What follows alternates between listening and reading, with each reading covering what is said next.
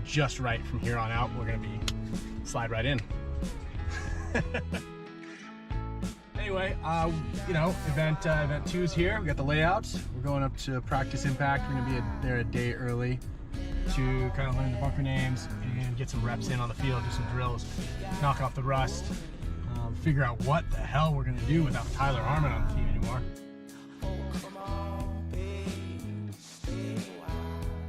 And then yeah, play Impact all weekend. Beat the crap out of them. Bonus ball mouse. It's the name of the game.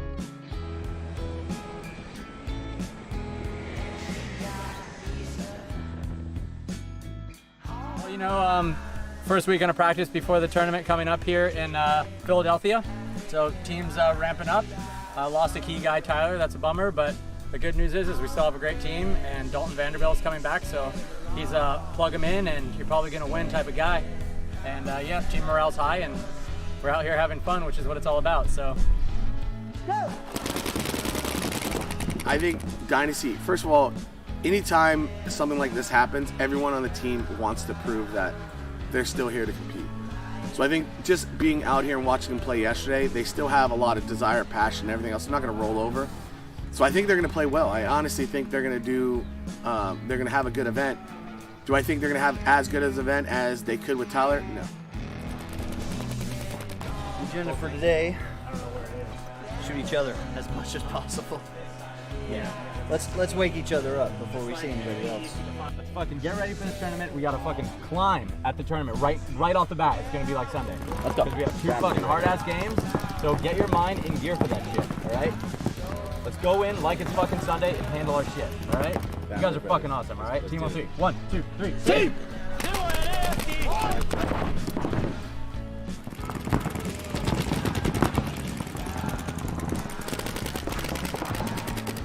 Tyler was a lifeblood on this team. You know, he's been here for something like 8 years. Someone I look to as a brother. You know, that's how long he's been around. We lost him. He wanted to chase a new life path, and he's getting paid, and good for him, you know. I wish him all the best, but this is my focus, so focus is here.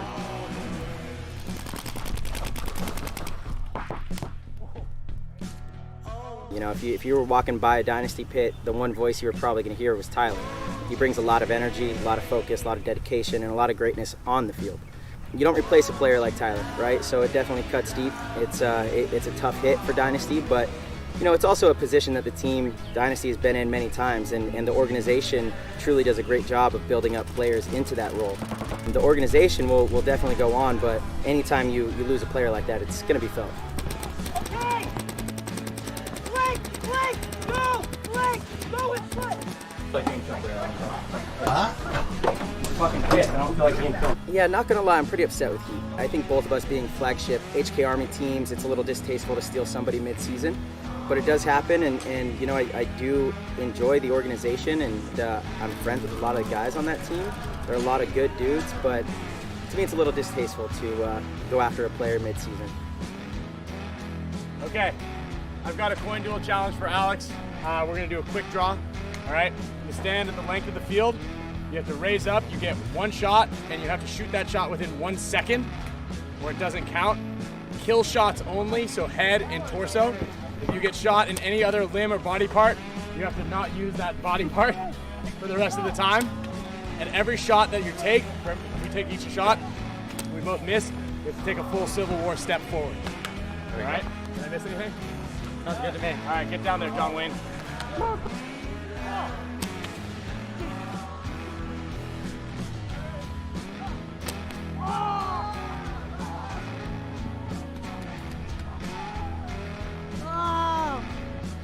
Right through the heart.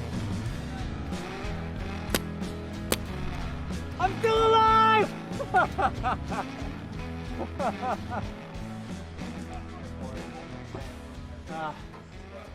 Can't win them all. Nope.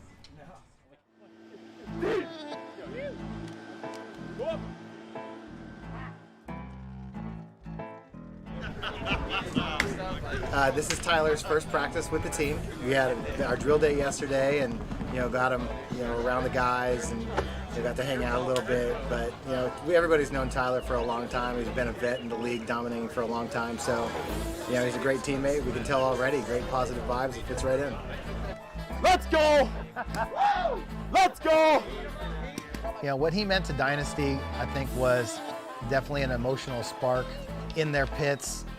Constantly having a high level of energy, just in everything he does, and he brings that same energy to Houston Heat.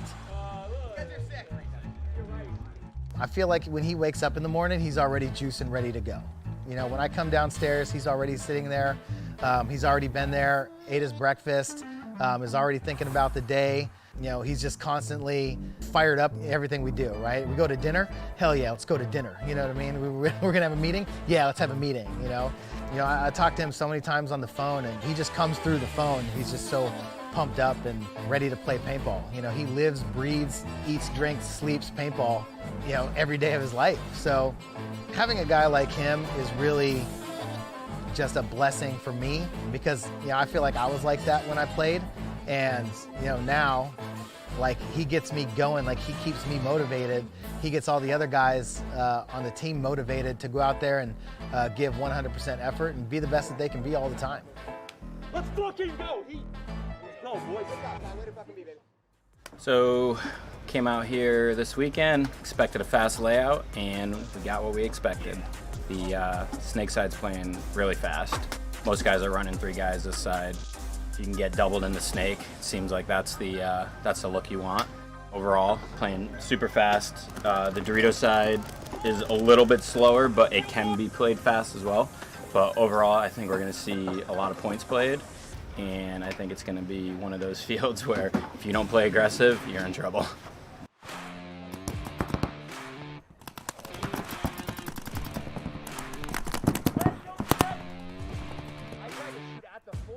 After their domination at the first event, everyone in Pro Paintball was again looking at Edmonton Impact with their stacked all-star lineup, filled with proven elite threats in every position. They would be the favorite at the second NXL event, the Mid-Atlantic Major, held a little outside of Philadelphia, Pennsylvania. The second Sunday of the 2021 NXL season brought second chances and opportunities awaiting those bold enough to risk what is required. After 2 days of prelim battles at the Mid-Atlantic Major, one glaring fact faced down all those who'd made it to the tournament's last day, and all those watching. One of the big favorites would be getting knocked out before the quarterfinals. In the wild card round, 2 legends would have to slug it out to avoid elimination. If you end up in the wild card round, you have to win 4 games in a row to win the event. Now, this has been done before by Houston Heat at the World Cup in 2018, and if anyone could pull it off, it would be the current rosters of San Antonio X Factor and Los Angeles Infamous. After taking second place at the last event, Infamous got off to a rough start in Pennsylvania, getting blown out by Heat 1-7 in their first match. They ended up 2-2, and they barely made it through. This would also be a rematch from the last prelim game, where X Factor won with a very close 3-2 score. X Factor went 3-1 in the prelims. Because they were also mercy ruled by Heat, they had to play in the early morning Sunday wildcard round. Whoever won this match would have to get through Impact in the quarterfinals to keep progressing forward. Welcome back to the most important day of this tournament, the NXL Mid-Atlantic Major here in 2021, the second stop on the tour. But right now, X Factor Infamous. Ooh, but a bomb went off on the X Factor side. Arch and Colt walking off early, so only 3 players left alive. The game started out well for Infamous as they built up a 2-point lead by winning gunfights and shooting bodies on the break. Peter Ninos, that's a big kill, and to shoot Archie Montemayor, so this is another tough break here for San Antonio X Factor. Colt Roberts then took control in the close battle in the next point, getting multiple kills. It came down to a 2-on-2, but he pulled it out to take the deficit back to 1. Oh, was that Thomas? Yep, now he's in the snake too. Oh, but here comes Rainey Stanzik. So Rainey Stanzik. So Callie's still in the back corner bunker. It was Thomas who filled from the center. Oh, hopefully here this comes, is the bunker. Oh, but Colt Roberts comes through and he gets into a one-on-one right now. Callie versus Colt Roberts. Colt Roberts, what a beautiful job. He still got it here coming back after a break. It's going to be Callie Rudolph and Colt Roberts. Oh. Massive point for Colt Roberts pulling off a 1-on-2. That's why Colt Roberts is flown into these events, put up in a luxury hotel. Then Infamous started to pull away. X Factor stopped the bleeding, and the next few points went back and forth. So yeah, Infamous is doing an excellent job of keying up and controlling that D side of the field. Honestly, Heat was a rude awakening for us. They played the field different than anyone else, but it also taught us a lot about things we didn't know. So thank you, Heat, for whooping our butts to start the event with. Our team's getting better every match. You can see that, and I feel some of the teams that started off hot are going down. So we're meeting right at the right time, and we're happy to be here. We got depth. These guys can bang, and we showed it last event. We showed it the 10-man. This is a deep roster. So I don't go into these games being scared. They should be scared of us. It was a close battle, but ultimately X Factor had a hard time dealing with all the pressure and the multiple threats from Infamous's lineup as they brought to bear aggression on this layout. X Factor needed points and they played hyper-aggressive as time ticked off, with Jesse Stevens and Colt Roberts earning a few for pride. And Infamous took the win 7-4 and they moved on to play Impact, a team that took first place away from it at the first event. Next up, it was Aftermath versus AC Diesel in the wildcard round. Let's go, motherfuckers. 1, 2, 3, team! Go, boys, get up!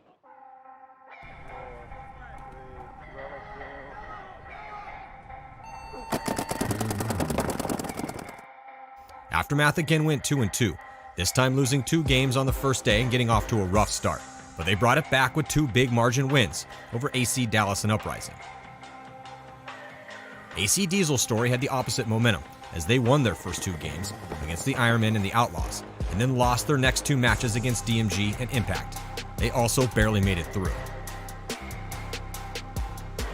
San Diego Aftermath took control of the game early, shooting more bodies on the break and closing out their high body situations. They needed someone to step up on the snake side, and to start out, it was Josh Hallberg. He took control of the offense, and he helped Aftermath go up by 2. The next 2 points, Diesel went forward and started to make some shots of their own. They tied it up, 2-2. The teams went back and forth, jousting for positions and trying to exert their wills. Hunger coming in. Good time in there. Yeah, he gets that first one, and he's going to come through, but eventually he's going to get stabbed by Salcedo. Aftermath was looking pretty good, but Diesel scrappy just staying in it. Yeah, it's a tough field because not only can you lose guys on the break, but it's hard to see where all the bodies are. So after you shoot a couple guys, you're not really sure where they're repositioned.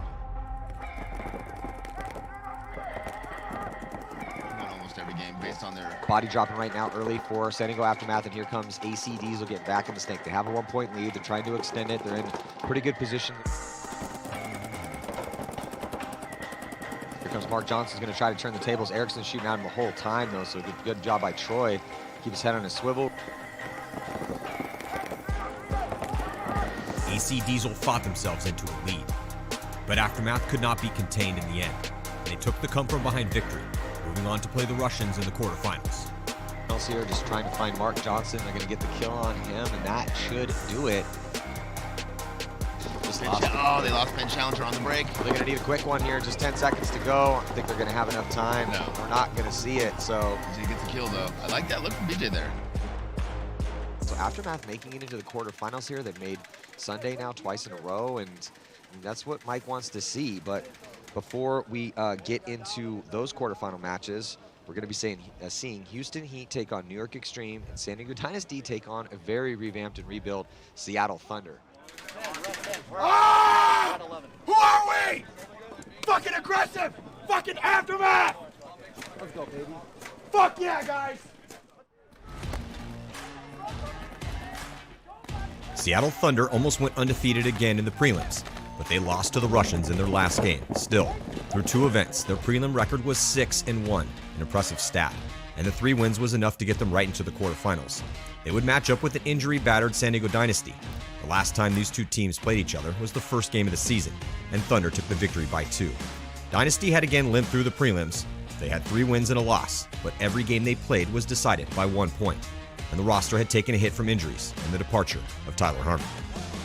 Experience rises to the top on Sunday. When it matters in the big events, experience prevails. When we played Thunder Sunday morning, remember Yosh gave a very inspiring speech before the match, and he gave them their praise and said that's enough, right? Basically, Thunder has had a lot of magic going on, and here's where it stops. We're going to end their magic right now. This is it. Bad survivability here to start things out for Thunder. Dynasty looking pretty good right now. Looks like we're going to see a minor penalty here assessed on Dynasty. corner is all the way onto their side of the field, making quick work. That's I think that might be the quickest point that we have seen out here so far on Sunday.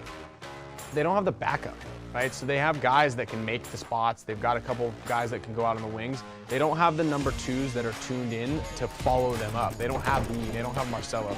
They've got guys that are just gonna sit there and go, all right, our offensive weapons didn't work. Let's cross it up and let these guys shoot our paint, you know? And that's great if there's large, wide open lanes. Like, you could do that kind of by slowing down the Dorito side on the last field, but you can't do that to the Snake side. There's no spot to do that. So when you find yourself in that position, it's just gonna be kind of a problem. Dorito side of the field that Ryan runs. There's gonna be one for Ryan. Ryan's gonna get a quick little 2-pack to finish things off and just blast Gomez's face. And nice little finish, little 2 kills there for Ryan Greenspan. Really excited for that organization and what Corey's done with them. They've played phenomenal. They really have. They've done better than a lot of people would give them credit for or thought they were going to do this season. But you can't look at the rosters and not know that if your team shows up, you're going to win that match. And that was really the message, is we're not going to let this happen. We are not going to be their story.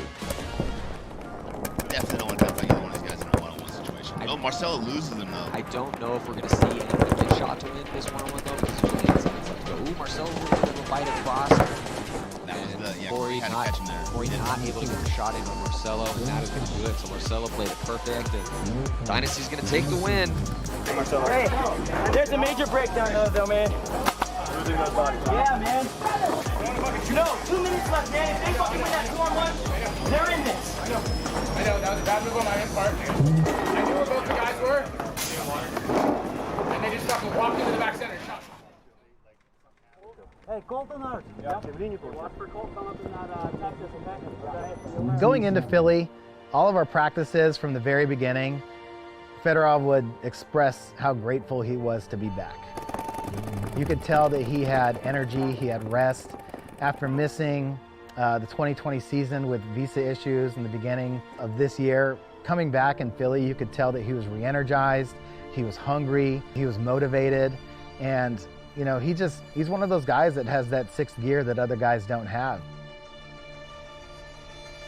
You know, he's a Hall of Fame, legendary, uniquely talented player, and you could tell that he really wanted it on the field. He's obviously a huge spark, but even off the field, we were having so much fun together as a team, and I definitely think that played, you know, a really big part of it. It's just the fact that we had hung out for 11 days straight. You know, we had talked about how bad we wanted it, how bad we wanted to do it for Tim Montresor, and everybody really, you know, came together and worked with each other, and we had a really great team event, but he was definitely a big part of bringing that energy and that liveliness to us off the field and on. Heat ran through their first 3 games, absolutely destroying Infamous, X Factor, and Energy Elite in the prelims with 3 Mercy Rule wins. Let's go, team. Let's fucking go, Heat. That's what it's all about, boys. Let's go. Let's do it for each other. It's dangerous. I knew it. Right when Todd went to Houston Heat, that's who I was predicting would have a really good year. So when they didn't make Sunday the first event, I was surprised. So when I knew Fedorov and Tyler Harmon went to that team, I was like, fuck, this is going to be a tough tournament to win. Like, I want to win them all, and like, looking back, I was like, you know, we aren't going to win. Like, Constantine hasn't been in Russia for 5 months. Todd wants to win. But then they strangely dropped a game to last place Columbus Level's first win of the season. He matched up with New York Extreme in the quarters. Let's go. Let's go. Fuck yeah. Good job, team. Yeah, baby, let's go, baby. Let's fucking go. Let's go, Extreme. Let's do it, boys. Let's go. The question is, can New York Extreme do it? Can they summon the spirit to play consistent? Get him out of there, and here comes Harris Hussein, is going to come down and get the drop on Chad George. Beautiful move by Harris Hussein. New York Extreme has been on the edge of Sunday appearances for most of their 3 years in the Pro Division, and this would only be their 4th time playing past the prelims. But they really stepped it up the Mid-Atlantic Major, winning 3 games and only dropping 1. They were playing their best paintball. The game would prove to be an incredibly close battle. Extreme took the early lead, and then Heat railed off 3 unanswered points on the back of an unstoppable Konstantin Fedorov and their new pickup, Tyler Harmon, who took a crucial 1-on-1 victory. Yeah, Tyler Harmon. Tyler Harmon doing the loader dump on him. Tyler Harmon stealing the signature celebration. That team has always been really good, has a bunch of talent, but they haven't had a coach for a while. Todd has been a great coach and has maybe, not been on the best team or had the best players or whatever, but now Coach Todd has the best players, he's on the best teams. It's dangerous. It's dangerous for the league with that mind, with those players. The score was now 3-1 and Heat had all the momentum, but Harris Hussein, who had a big contribution in the first point, again stepped up to keep his team in the fight. Harris has got to be careful here because he cannot afford to just trade out. He's actually alive. Well, Harris snuck in there, and then he's going to get a penalty. Chad George is going to be a major penalty on Chad George as he goes eyes the sky in frustration. The game seesawed back and forth as both teams went to war. It was a bloodbath on the break, and the match was filled with penalties and massive moves for both squads. Extremes Hussein, Pat Kraft, and Jerry Carl clocked in against some of the best players in the world. It's alive here in the battle going down, Snake. Here on your screen, who's going to be the first to go, and it's going to be Carl. Carl stays alive. Carl's going to get one. Does he get two? He's got to be careful. He's got a shot cross field. Carl gets completely tunnel visioned on Tyler, which is fine. He definitely shoots two bodies, but it could have got that third kill on Fedorov. For sure.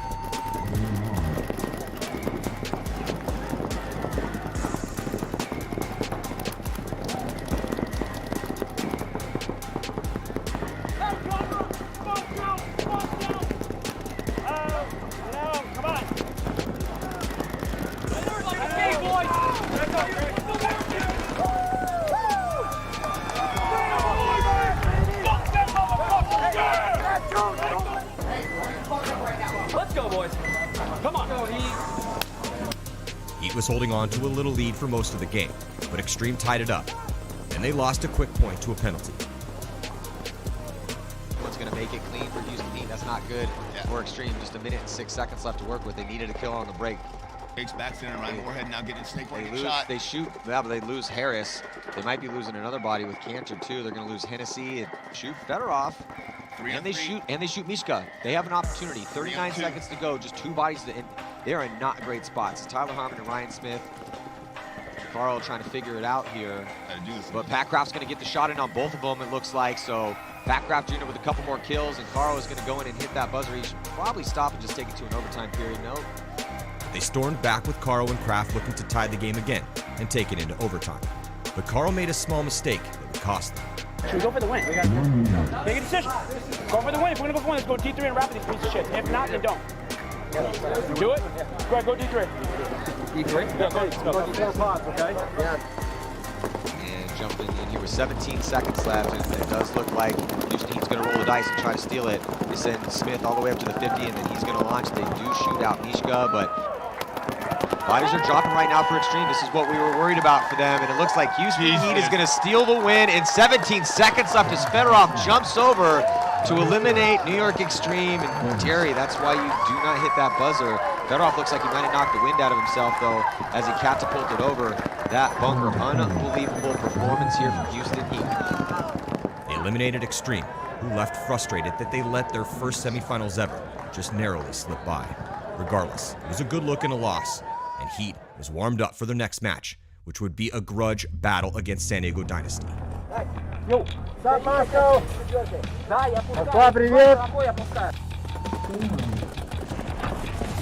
Before Sunday, we have 4-0, but this is 4-0, not so easy 4-0 like how this sound, yeah?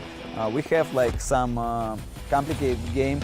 Everybody know on this year we have short roster, just 6 people. We lost a huge weapon. Now coming out to play this first point is going to be Aftermath and the Russian. If Russians play the way I watched them play, Malloy is the best, arguably the best paintball player in the world. If they don't keep an eye on that guy, they're going to give Aftermath hell. Whereas Malloy's now onto their side of the field, and his, the two now. We play against Aftermath. We have a game on this event against them already. At the same time, this is easy, and same time, this is hard. Because you already know your opponent, and same time maybe this is mental hard, because when you already beat team and you have one more match against them, looks like you need to show your making double tap, double shot. And I think this is going on your shoulder, and you think a lot about this. And maybe that's why, when you play another game on one tournament against same team, sometimes this is very hard for you. Counterpunch right there. Counterpunch paintball here, but Ruiz makes it work. There you go. Mike Kidman, he made good job about like his coaching over there, because he coaching not just Aftermath, he coaching like Dynasty, he know paintball. Hunger's in the snake right now here for Aftermath, and they are shooting a body. Pantalev's going to walk off. There, Sergey walks off, and Aftermath has a chance to put up another point here, definitely with the high body situation here, Mark. Extending himself. But here comes Malloy. Malloy running down. We might see a penalty on Malloy. A major penalty assessed on Malloy as, yeah, Pantalev comes off. That takes out Smotrov and Sergey. So the Russians having problems right now. The last body's pulled on a major. It's an automatic point for us. If there's nobody left, pull on a fucking major. The rules are written in pen.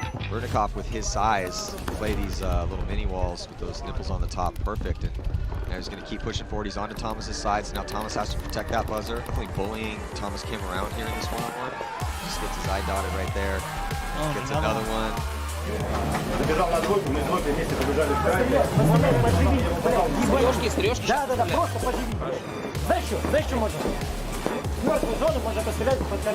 They show us like very good game.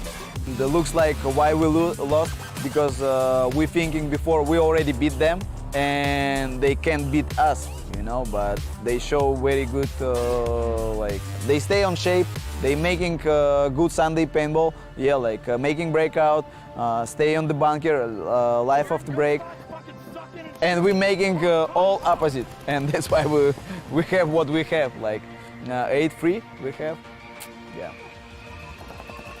In the end, it looked like Aftermath had solved their consistent aggression problem as they moved on into the top 4, knocking out the Russians.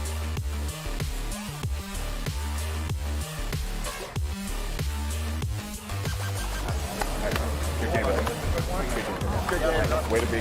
Good game, Mike. Way to be. Short amount of time, but we've got further to go. A lot further. We got to believe in each other, and every fucking inch is going to be a fight. But it's a fight much worth fighting for, motherfuckers.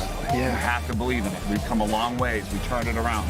The only people we have for ourselves are each other. We're the only people we're going to fight for. There's no one in that fucking stand that's going to be rooting for us.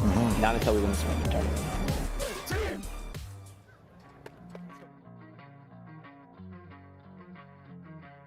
Infamous is doing a really good job, not just as a team, but as a brand, as an influence. Their team is getting stronger and stronger. They're becoming more professional now. Every time that I think of Infamous, you think of Infamous and you think Avalanche. They were winning and doing well off of the skin of their teeth. You know, like guys would just wake up, we'd just go party and we'd go have fun. It was like, that was Infamous. And it's still in the back of my mind that that's like the brand and that's the name, but it's way more professional than that. Their organization is a professional organization. And Travis has done a fantastic job keeping that afloat, because if you don't have a rich guy that owns your team, things get really dicey and it's really difficult to maintain and keep talent.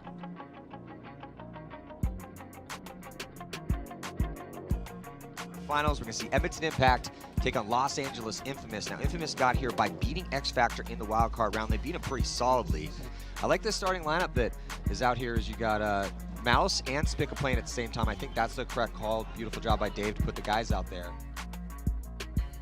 We can cause a lot of havoc on that snake side, whether I'm in the front or Mouse is in the front. Dave's always like, all right, the Twisted Sisters, you're up. And we're always like, yes.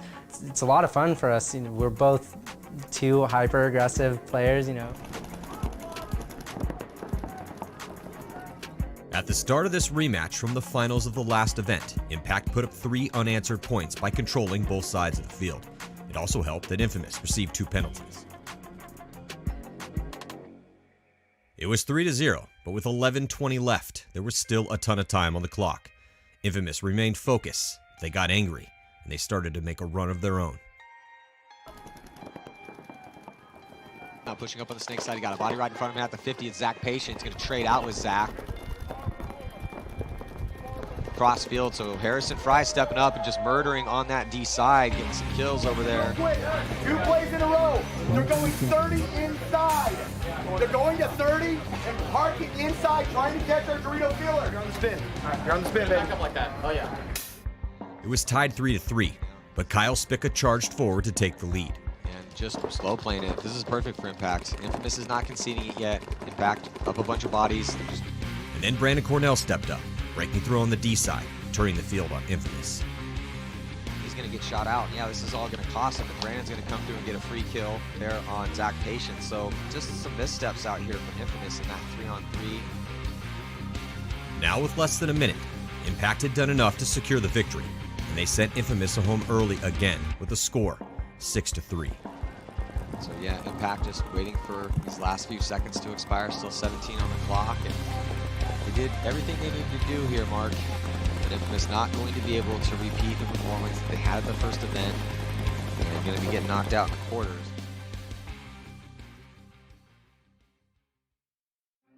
After a lackluster first event for both Dynasty and Heat, with the 10th and 11th place finishes, their battle in the semifinals had extra importance. A win here and a place in the finals meant a move back to the top tier and a boost in morale and series points. But there was also more at stake. So on the breakout here is Dynasty with their thin line. Chad George looks like he got shot, Matty. Yes, he did.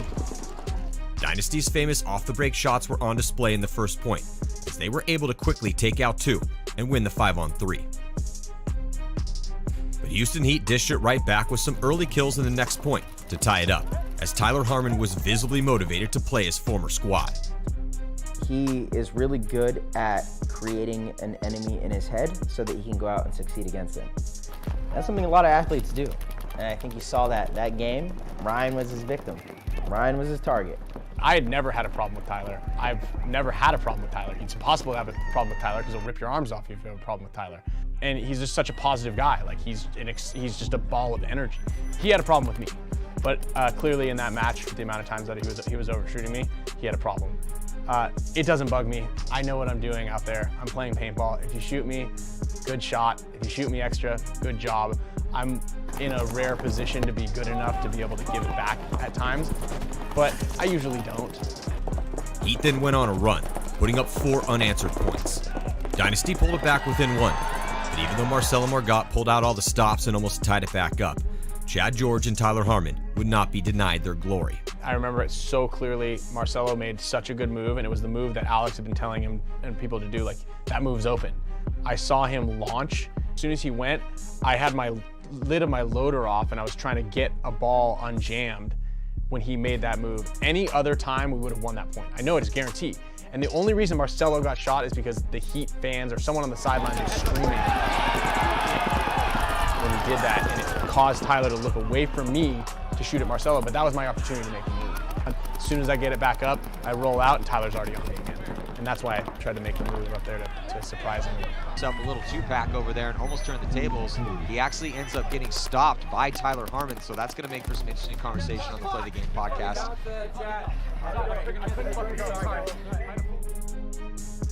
In the end, it was not Dynasty's day, as Heat had all the answers. The game was so close. In my mind, the score doesn't quite reflect how we did. We started getting more reckless towards the end to try to put points on the board, and then they were able to run away with it. And at the end, I think it was 8-4 at the end. You know what your fate is when the clock is ticking down and you're down by that many points. A lot of times you just try not to let it get too out of control. And as soon as that match was over, you know, I went up there and gave him a hug and let him know, like I'm not mad. Like, it's okay. Like I understand. I mean, I was the first one to call him when he quit also, and just let him know, like, I'm not mad at you. It's okay. That's honestly why I love sports, you know, especially paintball, because you can leave it on the field. You can go out there and you can be a little barbaric, you can be a little chaotic, you can be a little reckless, and it's all in the love of the game, the spirit of the game, and the spirit of competition, right? It is, dude. Are you kidding me? Baby. We go home and we work. Arturo, you're the fucking man, dude. Good shit, Artie. Way to show some fucking heart today. Everybody, you got this. Way to show go one game at a time, okay? The job is not over. We got one more game to get, okay? But the way that we played there, the way that we stepped up for each other and had each other's backs, that's how we... I like looking at all your fucking faces. Okay? Yeah, baby. We can still do a better job. Absolutely. They have not seen the complete package here yet, okay? We need to get mentally focused, get physically ready, and come back and play the way that we know how we can fucking play. Big heat ball. Okay? We do it for each other. We do it for our families. We do it for our fucking Let's go, fans. get in. Okay? Let's get in, Shadow. Let's Yeah, boys. fucking go, man.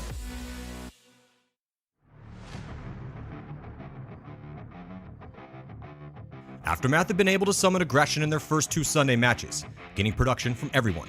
But they ran into a wall in the semifinals versus Edmonton Impact. And on the breakout right now, going to be starting here with Aftermath and Impact, and it looks like 5 bodies live for both teams. Can they match the aggression of Edmonton Impact?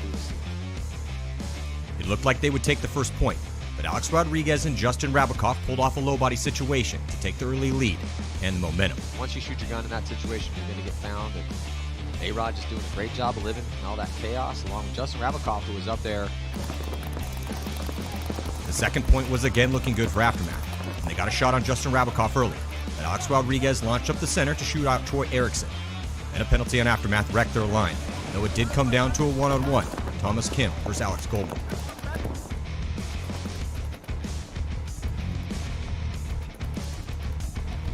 Goldman prevailed. Impact took a 2-point lead. Aftermath is a great team. We play them a lot. I think that the guys are just, they're in the positions to get the experience quite a bit. I think that they're just too worried about making mistakes, and that hinders you. You don't want to take a guy, if you don't want to go bunker a guy, you don't want to, do this, that, or the other. I watched Tyler win 2 1-on-1s against them because they were playing like it was a 6-on-1. They're not constantly in control. And they're very reactive instead of making everybody play to what them dominate. Impact actually playing pretty defensively. They get another kill over on the Drew side, but they've got 3 across the back center. Yeah, Impact's looking real good here tonight. Impact continued to play tight and make their shots, and penalties killed Aftermath's chances. Well, they made it this far. They showed improvement as a franchise with a 4th place finish. Impact scored 5 unanswered points before Aftermath put any points on the board. And Impact sent Aftermath packing, and they moved on to their 2nd finals appearance in a row.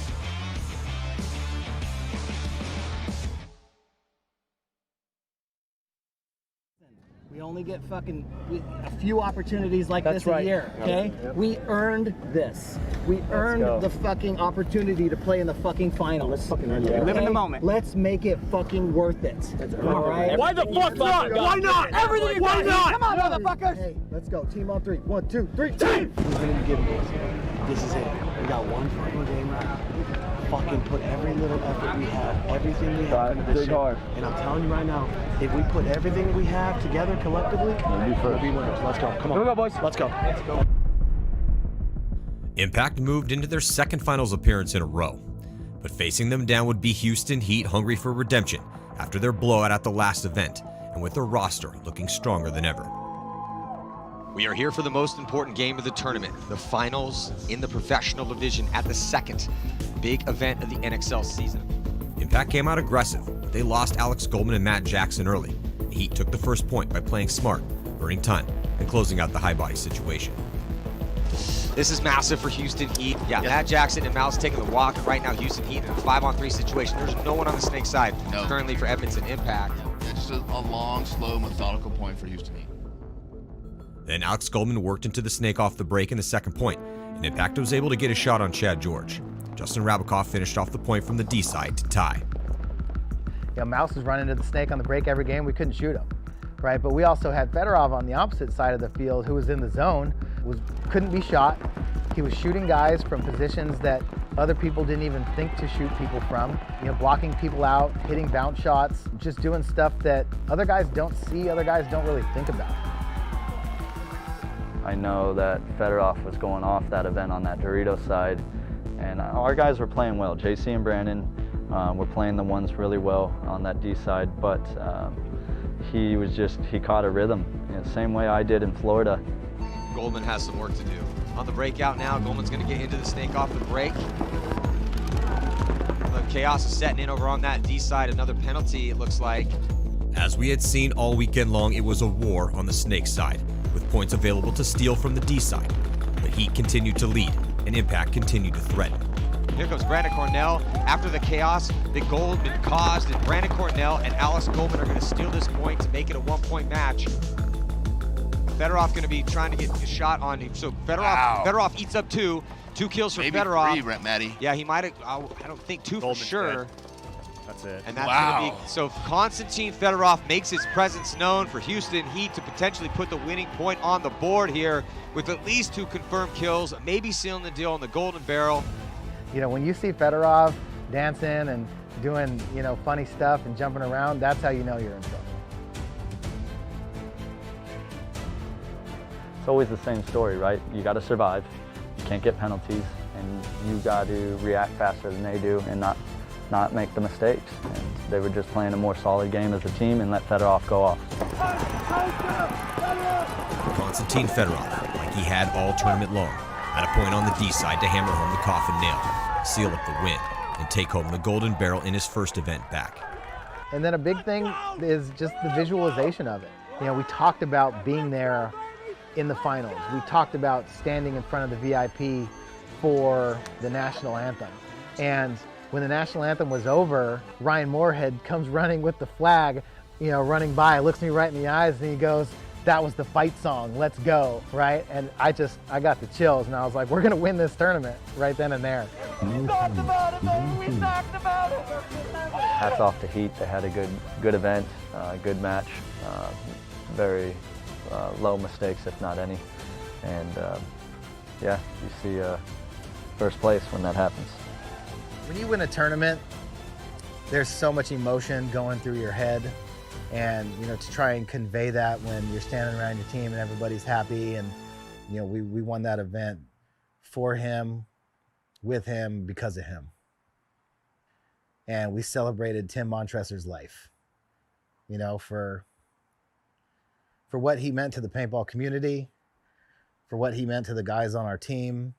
You know, it was definitely a huge loss in 2020, and, you know, it took us till, you know, 2021 and at that event in Philly to get it back for him. You know, he's still looking out for us. Yeah, I wear this every match I play. It has a little bit of Tim Montressor's ashes in it. You know, he was our boy. He taught me so much. He was the best of us, and you know, you just feel him out there. Seriously, he was an amazing guy, and there's nothing else you could say about that man. He was just the greatest ambassador to our sport, and you could just feel the energy coming from everybody, and the atmosphere was amazing. So, just thank you, Timmy.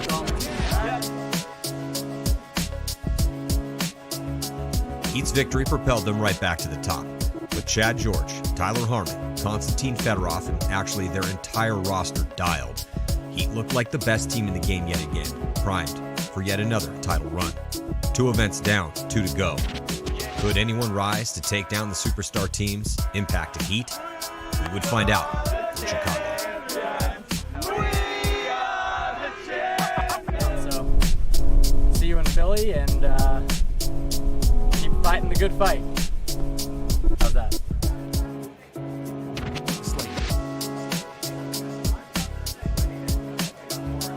You made a shot at him, he never came up. Don't fucking tell me yes or no. I know what happened. There's 2 guys over there the whole fucking time. You guys sneak to the deep, you guys fucking shoot here, and I wiped it, dude. Because you guys are fucking not, there's that distance. Hey, time it up, we can play better.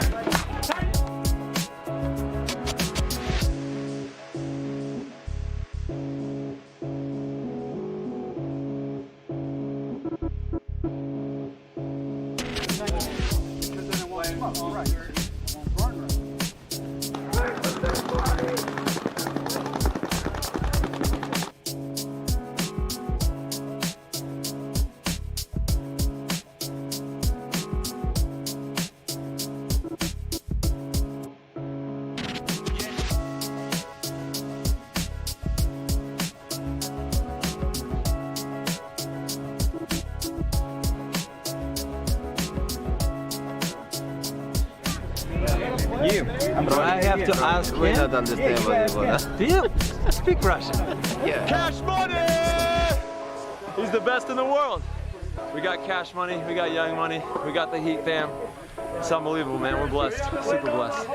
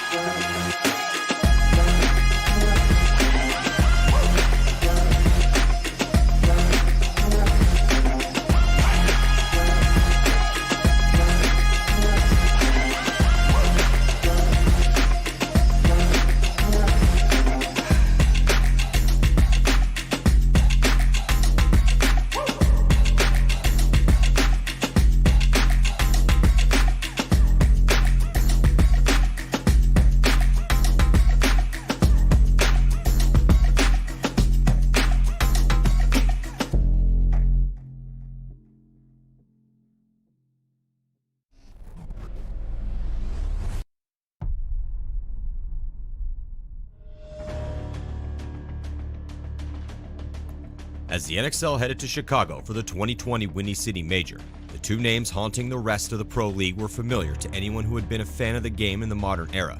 Edmonton Impact and Houston Heat, with their wins at the first two events, were on familiar ground. These two teams have always been on the tip of everyone's tongues when talking about the best teams in the world. Again, they had proved their supremacy early on in the season. Now the question was, could they stay at the top with all the strong squads like Dynasty, X Factor, and the Russians, legends in their own right, hot on their heels. Also, new teams were in the hunt for their own slice of paintball greatness. For those at the bottom of the standings, a scary situation awaited them if they could not pull out of their downward spiral. Relegation back down to the semi-pro division awaited the last place team at the end of the year. This event was the last chance to prove yourself before the World Cup.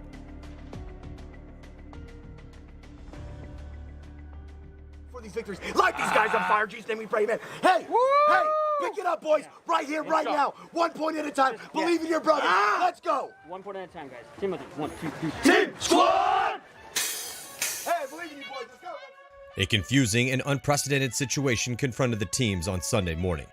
Due to darkness, the prelims could not be finished on Saturday, so Sunday started off Impact vs. Damage and Revo vs. Level to figure out who moved on and who played who.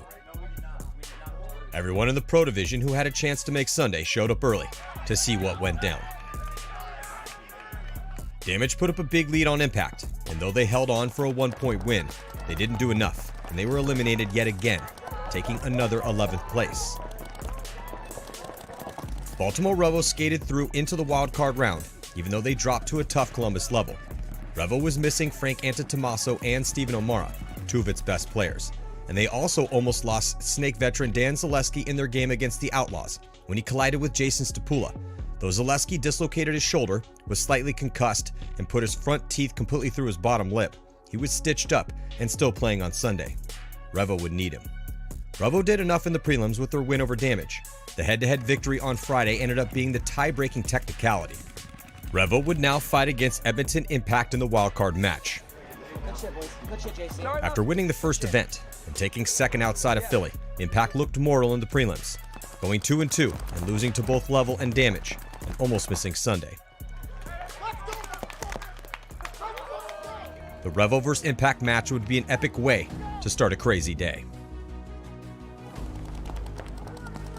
Edmonton Impact was in unfamiliar territory. They never had to play for their tournament lives this early on. And through the first 3 points, they looked focused, cruising to a 3-0 lead, with a strong presence on the D side with Justin Cornell, and on the Snake side with Alex Goldman. History of paintball, when teams go in with that skeleton squad, they tend to do better because, first of all, guys know that they need to step up, that sometimes don't, whether it's in big moments or just throughout the event, and they're getting more playing time. So I think them having a shorter roster helped them because it gave guys more spins than they usually would get if they had the other bodies there. Revo crawled back slowly but surely mid-match, trading bodies on the break, and they pushed forward. First it was Mike Zupa in the Snake, with Matt Derula holding the line and winning gunfights right behind him. Chris Shear was a threat on the D side, and Thomas Mantoni and the battered but tenacious Dan Zaleski all stayed in the fight. It was a 1-point match with 4:50 left to play, the score 5-4. Off the break, the D side for both teams was decimated. Revo was up a body, and Dan Zaleski ran through the center to break things open. Thomas Mantoni running in to hit the buzzer to tie the game for the first time. Comes Zaleski on the move, and he comes through and bunkers out Yakimek. No penalty, it's clean. Alex Goldman then had an early kill in the next point, going gun dominant over the top of his spot to shoot a body at the inside tower, and then he got right into the 50 Snake yet again. But he was on the razor's edge. He pushed forward trying to bunker out Zupa, who was being watched by Derula. Goldman drew a major, and Derula finished out the point to take the lead. That should be the decider here in this specific, it might be the decider in the match, Rich, you're right, as Derula comes down and blasts the last two. When we brought 11 that tournament, I just thought guys weren't really getting into a groove, but we also didn't even really connect in the pit and talk about how did we just expose the team. You know, we were just always constantly trying to think about what's next, and try to be a step ahead of the other team, but we weren't really analyzing the moments. Revo now had the lead with 2 minutes and 19 seconds to go. One more point, and they could finish off the #1 ranked team in the league. But Impact answered. The battle went down again on the Snake side between Zupa and Goldman. Both teams dropped a body, but Goldman and Justin Rabakov powered down their side. Shearer and Mantoni made it interesting, and the game was tied yet again. no penalty, but Rapopop One-on-one does match. get shot. It's a one-on-one, but then one-on-one, but Trevor Reeser's going to win himself a Save point. the day. Save the day. Then Shear saved Revo in the last seconds in relegation, as Impact almost stole the win. It went into overtime. Revo went on the offensive, beating Impact up the field and getting into better positions in overtime. Zuba launched to bunker out Goldman, but he couldn't get there before taking hits. It was 4-on-4 and anyone's game until a penalty killed Impact's chances. Terrible death for Zuba. Terrible death for Zuba there. Oh my God, but great job by Goldman to stay alive. This is Tech Mouse running referee on JC over there in the corner. And he's going to pull him out, but it looks like, and they're going to lose the ball as well too, and a flag, and that's just Goldman. I think this might seal up the win. Can Goldman pull off a 4-on-1? I don't know. Jarula's going to dunk on him, and that is going to do it. Revo moved on to battle Houston Heat in the quarterfinals with the come-from-behind victory.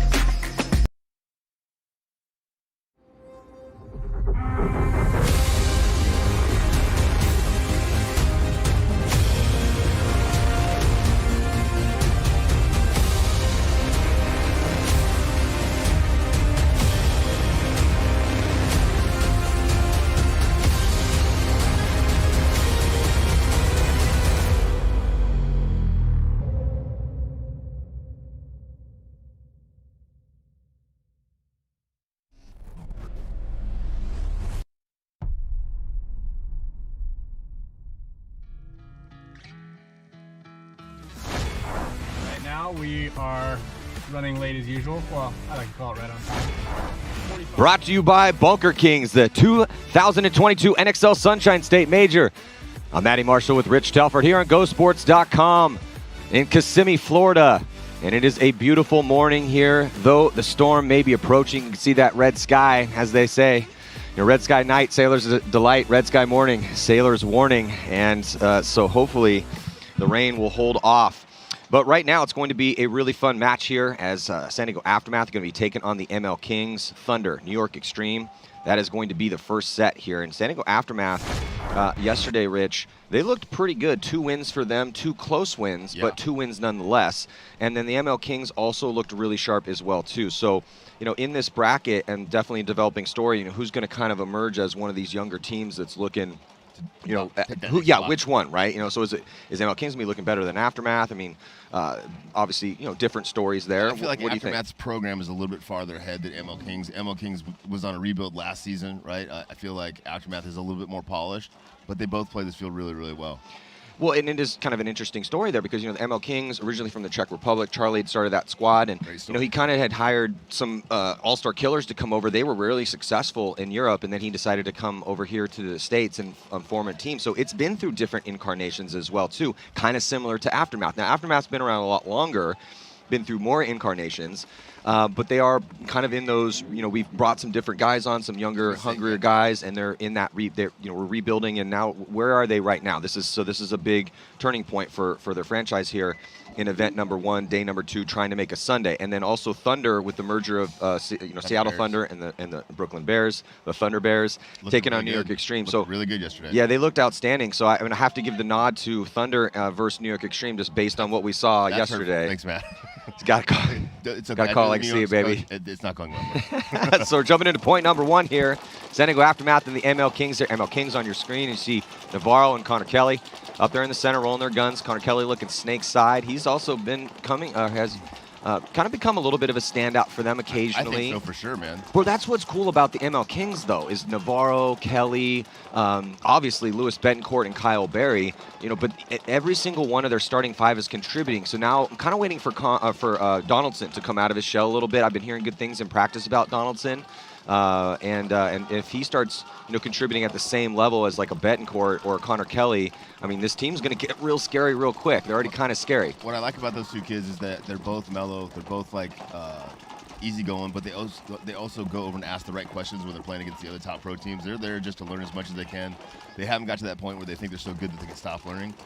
My big surprise yesterday with San Diego Aftermath was that Joe Barrett actually can play paintball. Dude, Joe Barrett was lights out tomorrow, man, and he was aggressive. He was attacking. It looks like the first body to drop both squads is going to be Frank Antetomaso, so a little bit of a rare early death for Frank. When Frank sometimes will get shot off the break going far, but you don't really see him die out of his spot a ton. Thomas Kim, the dynamic duo on the D side with Kim and Antetomaso, as Kim's going to get out wide, but it's just him over there right now, and they're down a body as we see our eye in the sky filter on over. Yeah, that's a big move, though, Matt. With him getting outside, they can't stop him from going forward now. And there was Joe Barrett on your screen, as now Aftermath making a little duo of moves over here on the snake side, getting out wide with Mike Mesa, who was also lights out yesterday. Man, Mike was phenomenal in his first event back. And they're going to even it up. They get a kill, but look at this, though. We talked about him. What was Donaldson going to do? Yep. And Donaldson's at the 50-yard line snake right now for the ML Kings. And they're going to lose Betancourt. Yeah, 3-4 advantage here for Aftermath. Yeah, Betancourt coming off from that D side. So they've been putting him back and forth, but we've seen Betancourt quite a bit on that D side. D side very potent. The diamond over, or the V over there, man, if you have a body in there, that's a lot of times the team that wins the point. Yeah, Aftermath is in to the ML King side of that V over there now, Matty, and executing people in the center field. Thomas Kim. Kim now going through, yep. Thomas Kim doing Thomas Kim things over there on the D side to help win this point for San Diego Aftermath. Yeah, ML Kings won the beginning of that point, Matt, but their failures to contain on the snake side and the Drio side cost them that win. Yeah, I mean, the ML Kings had Donaldson in the 50-yard line snake, and no one could stay alive.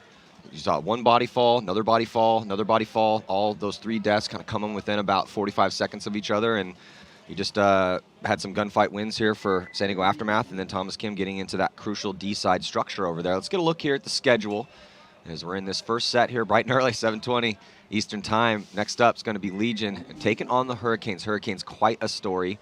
Going to need to see more out of AC Diesel today, and taking on Uprising. And Uprising was a little hit or miss yesterday, mostly miss. They got blown out by the Hurricanes in their first game.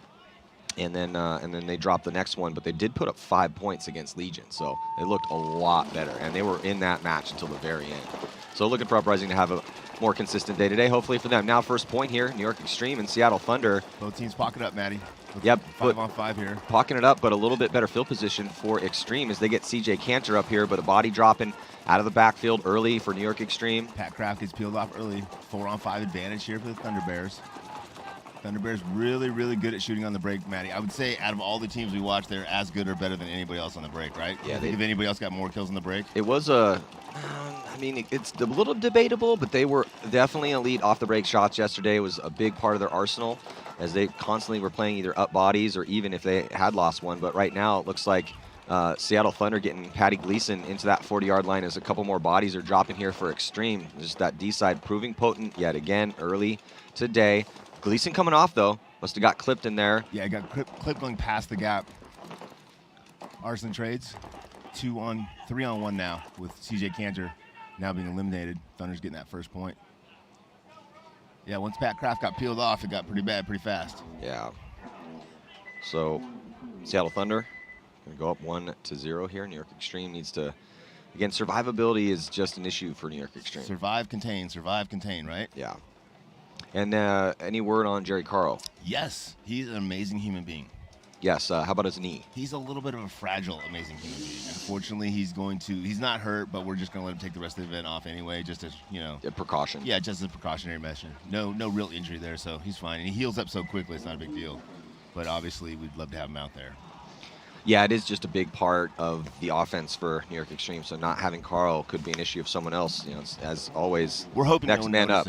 We're hoping no one notices. Well, hey, next man up, and it is a good thing you got Stetzel back. Yeah. But somebody still has to fill those shoes. Yeah, Jerry we're Carl. Very confident in Tim Stetzel. Aftermath, slight lead here, and on the break, these teams switching sides. If a point is won, the team switch sides, and if a point is lost or tied, then they will remain on the same sides. Barrett. First to strike, Donaldson's going to be coming off here for ML King, so Aftermath going up 5-on-4. Got shot in the barrel on the run, Matty.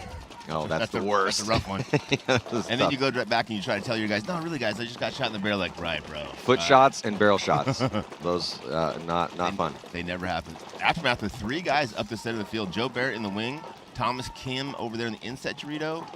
Can't see who's in the other Dorito. Frank Tomaso. So 3 Aftermath players really pushing up in the center Dorito side. What a slow playing the snake a little bit. But, like we've been talking about, just what an awesome look for the Aftermath crew. But, and just Joe Barrett has been really solid for them. Now, again, only one day of competition here, but, the fact that last year the knock against Joe, very consistent paintball player, good gunfighter, very solid, right, across the board. Super easy to be solid and consistent when you hide in the back. But that was the knock, was that top end.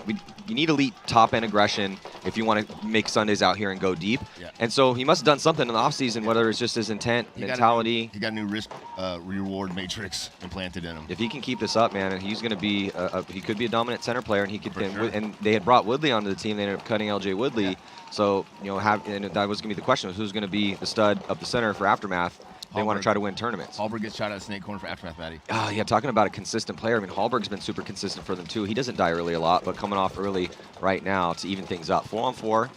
What would be super funny is if Joe started doing this regularly, got really good at it, became just the best player in the world, and then he could be like, oh, man, I wish I would have listened to Rich like 3 years ago when he told me this, and then 2 years ago, and again last year. Well, 4-on-4 here, Matty. Mike Mesa's still alive over here, and he was quite stunning yesterday. Looking like he wants to make a move to get into the snake, and still just going to be checking off that lane. Looking at John Peterson here for the ML Kings on the D side. Like it looks like he wants. Well, he just saw something, and I just saw something break off his gun right there. What? You're not saying gun hits count? Oh, great. Gun hits count now. Great, guys. One body advantage here for Aftermath now. 3-on-4. Aftermath has lots of. Aftermath player Frank Tomaso is sneaking off the rear side there. 3-on-3, Matt. This match is back and forth, body for body. Yeah, it was such an awesome field to watch yesterday just because of the chaos out here and seeing these bodies drop back and forth. It's similar field position too, Matty. Both teams have one guy out here on the snake side, one guy in the center of the field, and one guy on the Dorito side of the field. Yeah, the difference is the Aftermath has more forward progression. They've taken more real estate. And they can control the field better from those positions, right? It's much harder for ML Kings now to move out of those back bunkers through those big gaps. Thomas Kim backs up off it to get a little bit of a running start to get across that lane to hopefully get through from across Navarro and then Kelly, and looks like he was able to do it. I like that creativity. Man, I'm hoping the games today are half as good as the games were yesterday, Matt. I couldn't sleep last night for like an hour and a half, 2 hours after I went to bed because I was thinking about games. Mike Mesa getting into the snake 2 here, and might have caught Navarro as Navarro came across. No, if Mike's gun had been, Connor gets shot in the corner. Yeah, Kelly taking the walk, and that's a tough one because he was on an island. That's going to give a lot of breathing room to Mesa. Mesa can just hit the deck and crawl up. And Mesa, being an experienced player, knows exactly what to do in this situation. Hey, there's nobody in front of me. I'm going to go forward and win this point. He's checking off just to make sure that he doesn't catch it or doesn't get caught sleeping. But it's a 2-on-1. They're up by 1 point. Yeah, and a lot of time to work with, so no reason to rush. He looks like he's okay. Man, I get scared every time I see ref going in. He could just hit the deck and crawl up, but doesn't need to do it. Yeah, just there you go, easy, get across there. It was 2-on-2. There was another player still in the Dorito over there. Yeah.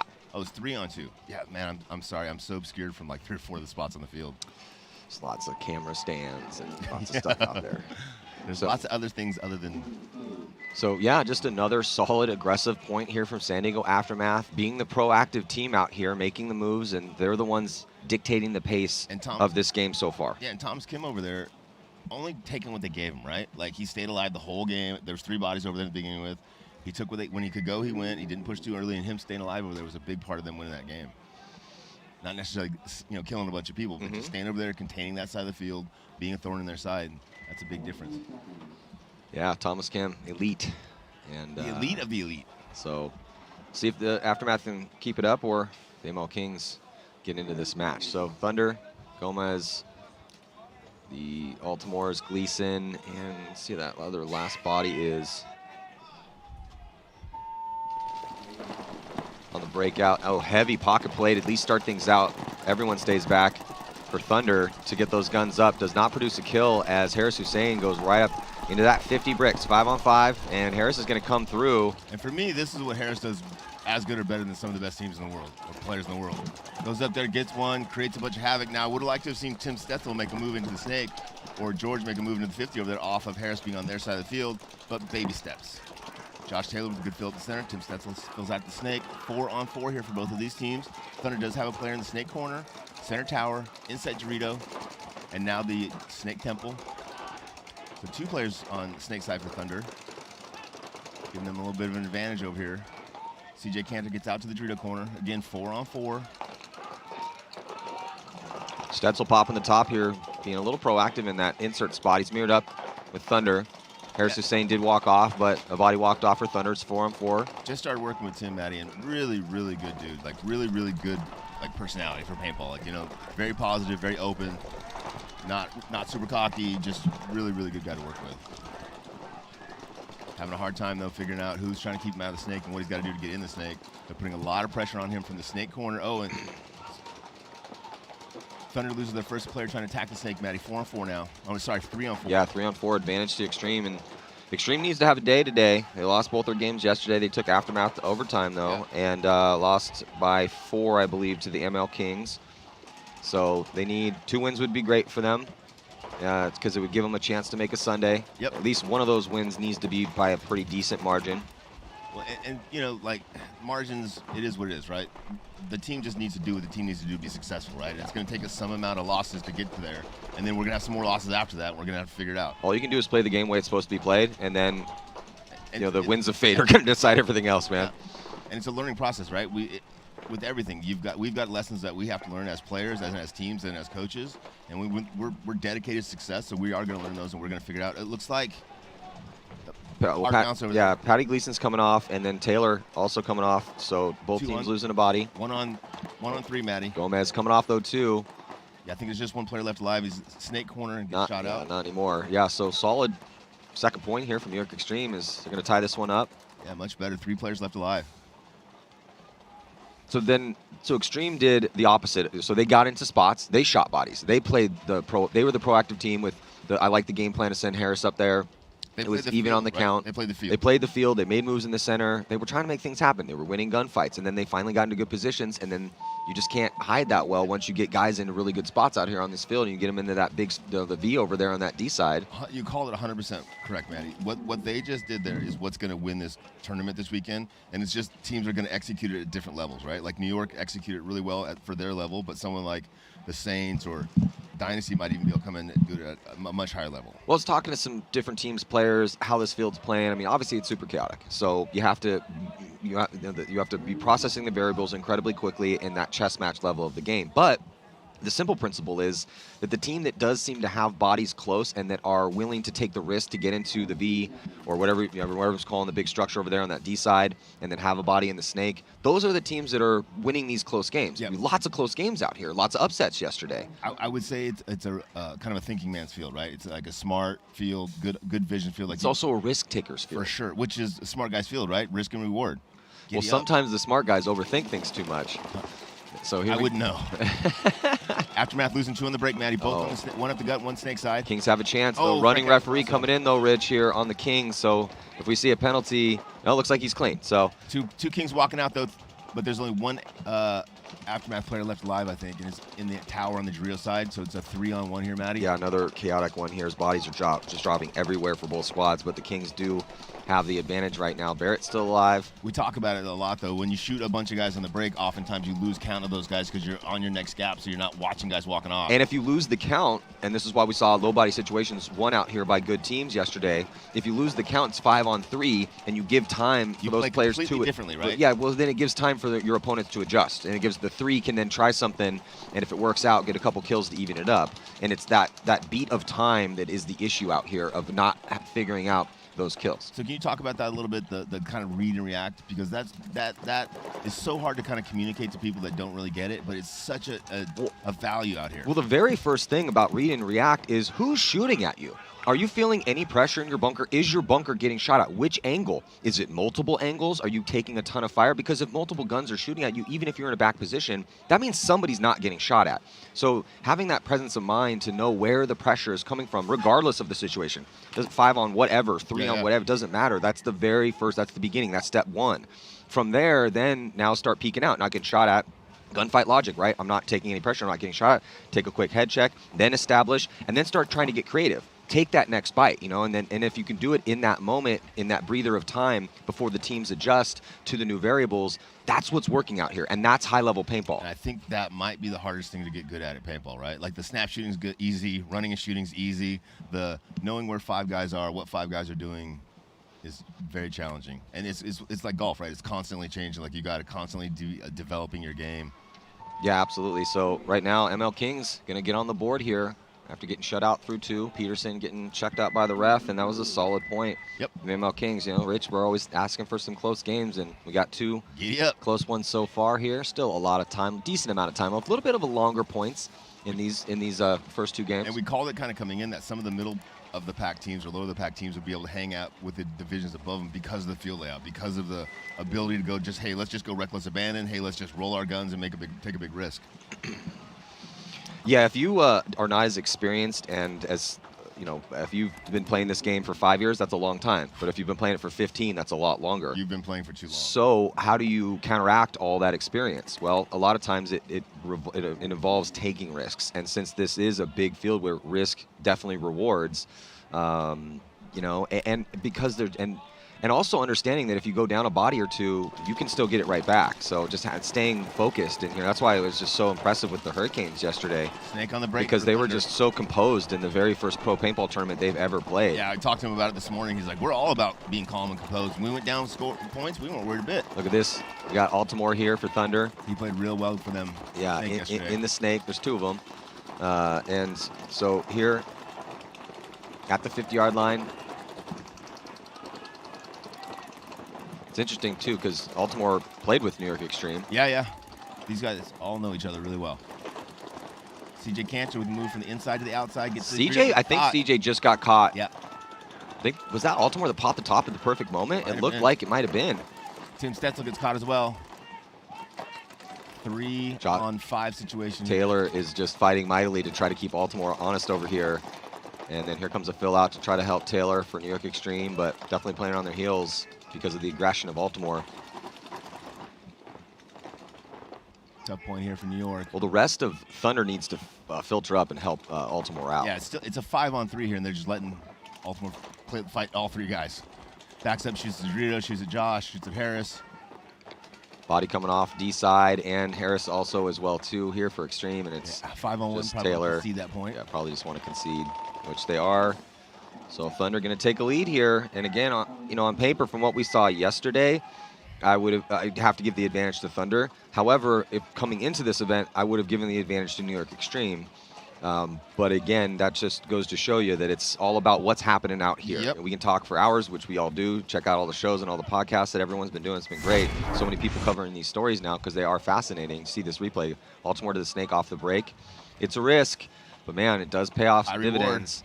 As New York Extreme just so focused. Yep. Look at, he pops the top at the perfect moment and just able to get that shot. So that's just, God, it's tough though. It's, you know, you would want to say, hey, keep pressure on the Snake. Well, it's a ladder Snake that runs the entire length of the field. So if you're not in that exact position to shoot that lane on that 50. Nobody was shooting at him. Nobody, right? yeah. Harris was pointing his gun at him, Josh was pointing his gun at him, but they weren't pulling their trigger, so he was able to come up over, assassinate CJ. Big move, Joe Barrett all the way to the center brick on the break, and looks like he gets John Peterson on the kill on the break as well. Betancourt gets shot now, 3-on-5 advantage here early on for Aftermath. 2-on-5 advantage here for Aftermath. A disastrous start to this one here for the ML Kings. Aftermath should be able to cruise here, and as long as they just get a nice close. Yeah, and all the bodies, it's switch pits, so all the bodies got to walk by. It shouldn't take them too long to figure out. It's 3 kills. Yep, here goes Aftermath through the Snake.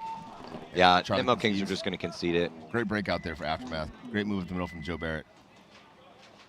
So this is the same Joe Barrett that used to play in DMG. Yeah, man, same exact guy. They didn't clone him, or it's not his twin brother. Because I watched that guy play like a 5-on-2 over and over again, and just lock it up, boys, lock it up, dig in, don't let him come. I'm like, Joe, there was only 2 of them. They're not coming.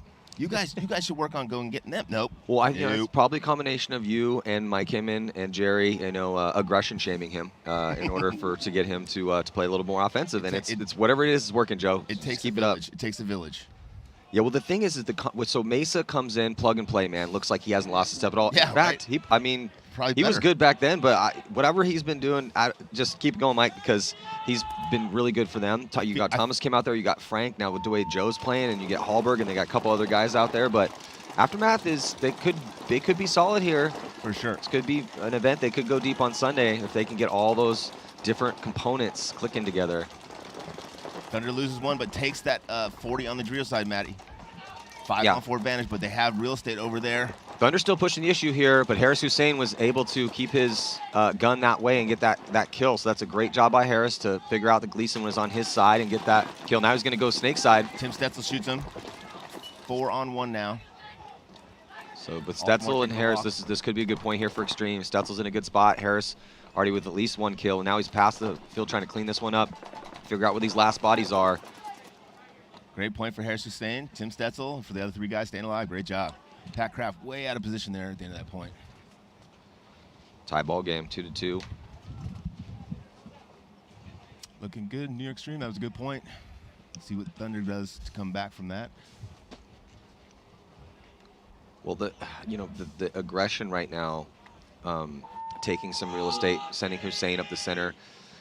On this layout, you got to have a little bit of a bully up the center of the field. I mean, just in general, you need a bully on your team to play up the center of the field.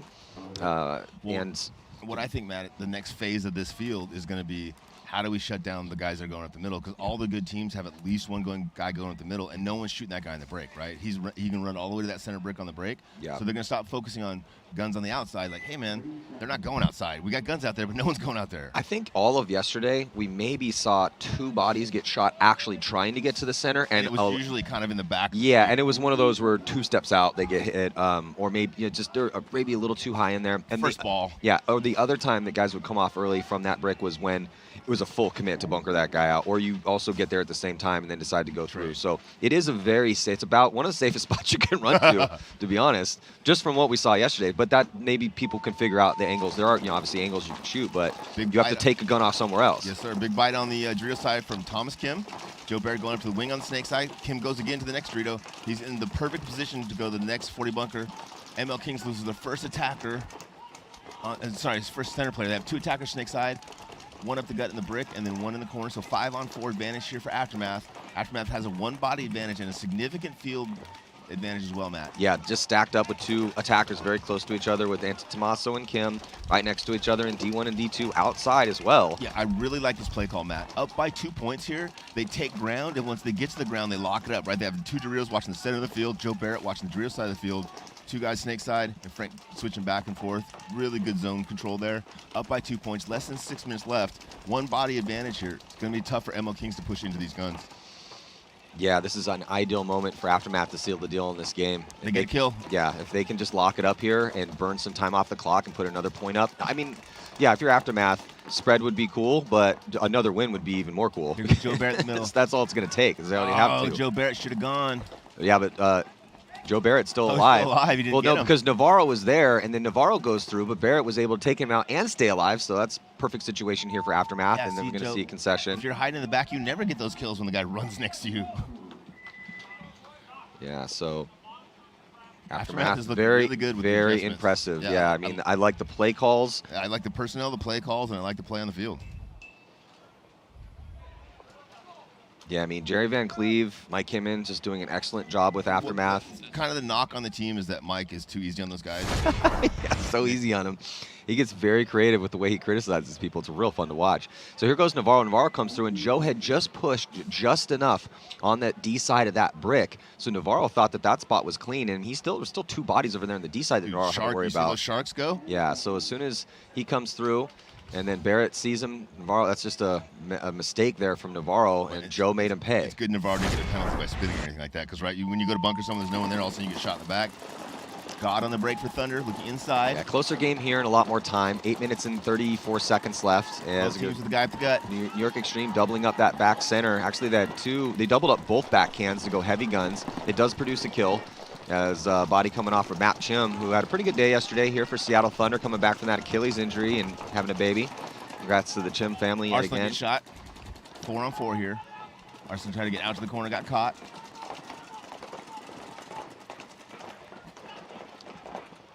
So 4 bodies on 4-on-4. Yeah, I'd like to see Pat Kraft get out of that can on the Drio side. Got 2 snake players for Thunder and 2 in the Doritos. Well, Pat's kind of like Joe, right? You know, I would like to see what Pat Kraft Jr. could do if we just notched up his aggression 10-20%, because he's pretty solid in the role that he plays. Dynamic, right? Yeah, but he's athletic, and he seems to have the right read of a field. And so, yeah, I mean, it would just be cool to see him play like 10 to 20% more aggressive. Tim Stetzel makes the first move to the snake as Harris Hussein gets shot out of the center of the field. Let's see if Tim can capitalize on this. Well, they're going to slide right into each other, and looks like trade out. Scotty Graham, Tim Stetzel. Josh gets shot as well. Pat Kraft now. I was going to say that's a tough death there for Josh. Yeah. And I mean, nothing that Tim could do. He was lucky to trade with Graham. 3-on-1 here. Pat Kraft goes back to the can in the center of the field, making his angles a little bit worse, and then gets caught. Yeah, I'd like to see Pat try to get out of those cans and go forward offensively on that side a little earlier when he loses that outside guy. Well, again, it's just you play the field. You play the field. You can win both ways. It's just a little harder to do it from that back spot. Yeah. And you have to get through the gap. And I understand it's a little treacherous occasionally. You see this replay here with I do like how Harris Hussein is playing the center of the field in this match. It's one of the reasons that this game is close. Yep. And you see their map Chim get up there, and yeah, and then Harris gets him. So, but the issue is that you can't just have the plan can't be, all right, we got our one guy on the D side, he goes, and then if he gets shot, we have no offense on that side. I can no almost assure team you is ever going to win a tournament that way. Almost assure you that is not the game plan. Yes. But game plans are one thing. It's execution is much more important. I mean, to be honest, you executing the principle of the game is much more important than, because game plans half the time get chucked out the window 45 seconds in. It's a starting game plan, right? Exactly. This It's is where the starting. Here's where we're starting from. And guys, we can't get out there and play. As the coach, you can't go out and play the game for them. So once a couple people get shot, now I need you to play some paintball. Read and react. And a principle on paintball, especially in a field like this, is you need to somehow find a way to get bodies into that V on the D side. And Betancourt's getting pulled on a false start. One body advantage for Aftermath. Connor with a good fill to the small tempo on the snake side. Aftermath, 3 players across the back, 1 in the center tower, 1 in the inset Dorito 2. One body advantage, you're up by 3 points. Yeah, and a 3-point spread with 5 minutes left. The ML Kings need one, and they need one within, I'd say, about a minute and a half to have a realistic chance of trying to have enough time to get back and tie this game up, especially the way the Aftermath's playing. 4-on-1, Maddie. 4-on-2, Maddie. Yeah, it's just, and then can't really knock the ML Kings for trying to play aggressive in their spots right now, and that goes to the gunfights too, because they are down by 3, but now they're getting in a situation where they need to be concerned with spread. They're forcing it a little bit, right? Because they're in a position where they have to force it a little bit. Now they have to make a decision like, listen, are we out of this tournament? Because if we're out of this tournament, we're just working on the future of the team and trying to figure out what we're doing here. If we're not out of this tournament, we got to slow our rolls down and get this margin as small as we can. Well, the ML Kings are definitely, they did lose. One yesterday, right? Well, they went 1-1, and they lost pretty big to Heat. So Heat was really angry after that loss to Thunder, so they came and took it out on the ML Kings. So ML Kings going 1-1. So now looking like probably going to lose this game too. They cannot get blown out again, because 2 blowouts means you need 2 blowout wins. You need 2. Yeah. So and then they're playing Thunder next, and the way Thunder is playing, Thunder. I mean, that doesn't look like Thunder's going to get blown out by anybody. You're going to lose points to Thunder just because they're shooting so well. Thunder took Aftermath to overtime, and then they beat Heat. And then now they're hanging with New York Extreme. So, yeah, when ML Kings play Thunder, I'm guessing Thunder probably is going to play like they have been for the last 3 games. Yeah, I can't see them getting goose-egged. Yeah, so that's kind of the thing right now, is the ML Kings need to be very concerned about that point spread. 10 teams go home and 10 teams go on, 2 from each bracket and then 2 wild cards. And to catch that wild card spot, or to be one of the lower of the teams that still going to end up in probably playing in the wild card round, which means you have to win 4 games on Sunday in a row in order to win the tournament. Been done twice, so it's definitely possible, but very difficult to do. There's New York Extreme's line. Stetzel, Cantor, Taylor, Hussein, and McLean. McLean getting spin. Ricky Vaughn. Ricky Vaughn.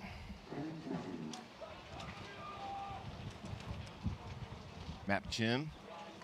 Graham. Corey Field. Got Corey Field out there, so anytime you see Corey Field's gun out there, look for a kill off the break. Oh, Tim, that's on the snake on the break. I love that play call. Hasn't gone forever. Yeah, down by 1. Need a point here to tie. Still have a lot of time to work with, so Tim needs to get into a good position, get kills if he can, and most importantly, not die right now. Oh man, Tim's in a really good spot. Yeah, they know he's there though, so he's got to play it super smart. But if he can keep 3 guns on him, this should be really easy for McLean to move down the Dorito side of the field. Tim's got 1, 2, 3 guns on him right now. So this is when the V on the D side becomes very important now, because less Stetzel can. Oh, see, that's the death that Tim cannot die in that spot. You're down by 1. There's 6 minutes left. You're on their side of the field.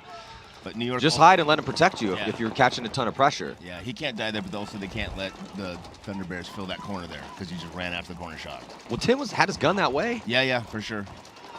4-on-5 advantage here now for Thunder Bears. Well, and now New York Extreme is a little bit pocketed up. They've taken a little bit of ground. They're not in those back hands, but they don't have anybody wide out at all. They're at inside D1. Harris Hussein, again, is taking some ground in the center. Well, and earlier in this point, when Tim Stetzel was in their snake and they had 3 or 4 guns on him, that would have been great time for George McLean to push up the Doritos, because now those guns have switched to his side because there's no big threat in their snake anymore. The timing of that is super important. Josh Taylor now moving up the Dorito side as well. 4-on-5 advantage here for Thunder, up by 1 point. 5:20 left in this game. Thunder in really good positions. They got the snake corner, the insert bunker, center tower, outside Dorito. Only guy in a bad position is the can on the Dorito side. Looks like Wild Thing gets into that V over there on the Dorito side, Matty. Yeah, Ricky Vaughn, a.k.a. George McLean. Looks like he might be doing some surgery on his gun, though, as Cantor getting shot out here. Snake side, that's not going to help this attempted comeback. No, that's going to hurt. 3-on-5 now. It's going to be up to McLean over there to try to steal this one with Taylor or maybe Harris Hussein. Yeah, if Harris can keep them out of the snake and George can shoot 4 or 5 guys, they'll be just fine. Yeah. I mean, it happened a couple times yesterday. It's definitely possible. McLean, at least for New York Extreme fans, he was working on his guns, got it up and running now, so that's a positive for New York Extreme. Thunder's just looking really controlled here, trying to find these bodies. Gomez is going to make a big bite here in the center. Josh kills him. They get in the snake. Thunder gets in the snake. Scotty Graham in the snake right now. 4-on-3 advantage Thunder snake. And there's the D side in the backfield for Thunder. There was on your screen, and there's Scotty Graham right-hand side. Backs up off that snake 1 spot, trying to get an angle. Oh, but he gets taken out, so looks like trade's out. So it's a 2-on-3. Yeah, 3-on-2 in favor of Seattle Thunder. Baltimore's going to get into the snake. Josh Taylor repositioning over there. Baltimore's got the ball here, so there's no one in front of him. And he's going to get that crossfield kill. And then here comes Josh Taylor, is going to run right at Matt Chim. So that's a solid bend don't break moment here for Seattle Thunder. Real good point. And you know, New York had that game. They were a body into their snake very early on. Really good position. Just failure to capitalize. Yeah, and like we were talking about when Tim was up there, is that you get into that spot, and if you have 6 minutes to work with, if we had a minute to work with, totally different story. Hey man, play reckless, no big deal. We need you to make the most of this short amount of time, but 6 minutes, and you get, let's look at this. So Tim Stetzel, coming back from a shoulder injury, looking back at 100%, nice little dive in, gets all the way under their side, but look at this fill. Phil's out, but he was just a little overexposed. He left his gun out just a little bit too much. If he was tucked in maybe 3-4 more inches up and on the notch of the snake, he would have stayed alive, and this could have been a totally different point. Now that puts New York Extreme in a pretty bad spot because that was their only offense essentially. Everyone had to reposition. Thunder was able to contain it eventually. It was a closer point, but able to take it now and take a 2-point lead and burn some time off the clock. It's ideal right now for Thunder. Jumping back into this one, it's been mostly all Aftermath. Yeah, ML Kings was their first attacker snake side, Matty. 4-on-5 advantage here on the break from Aftermath.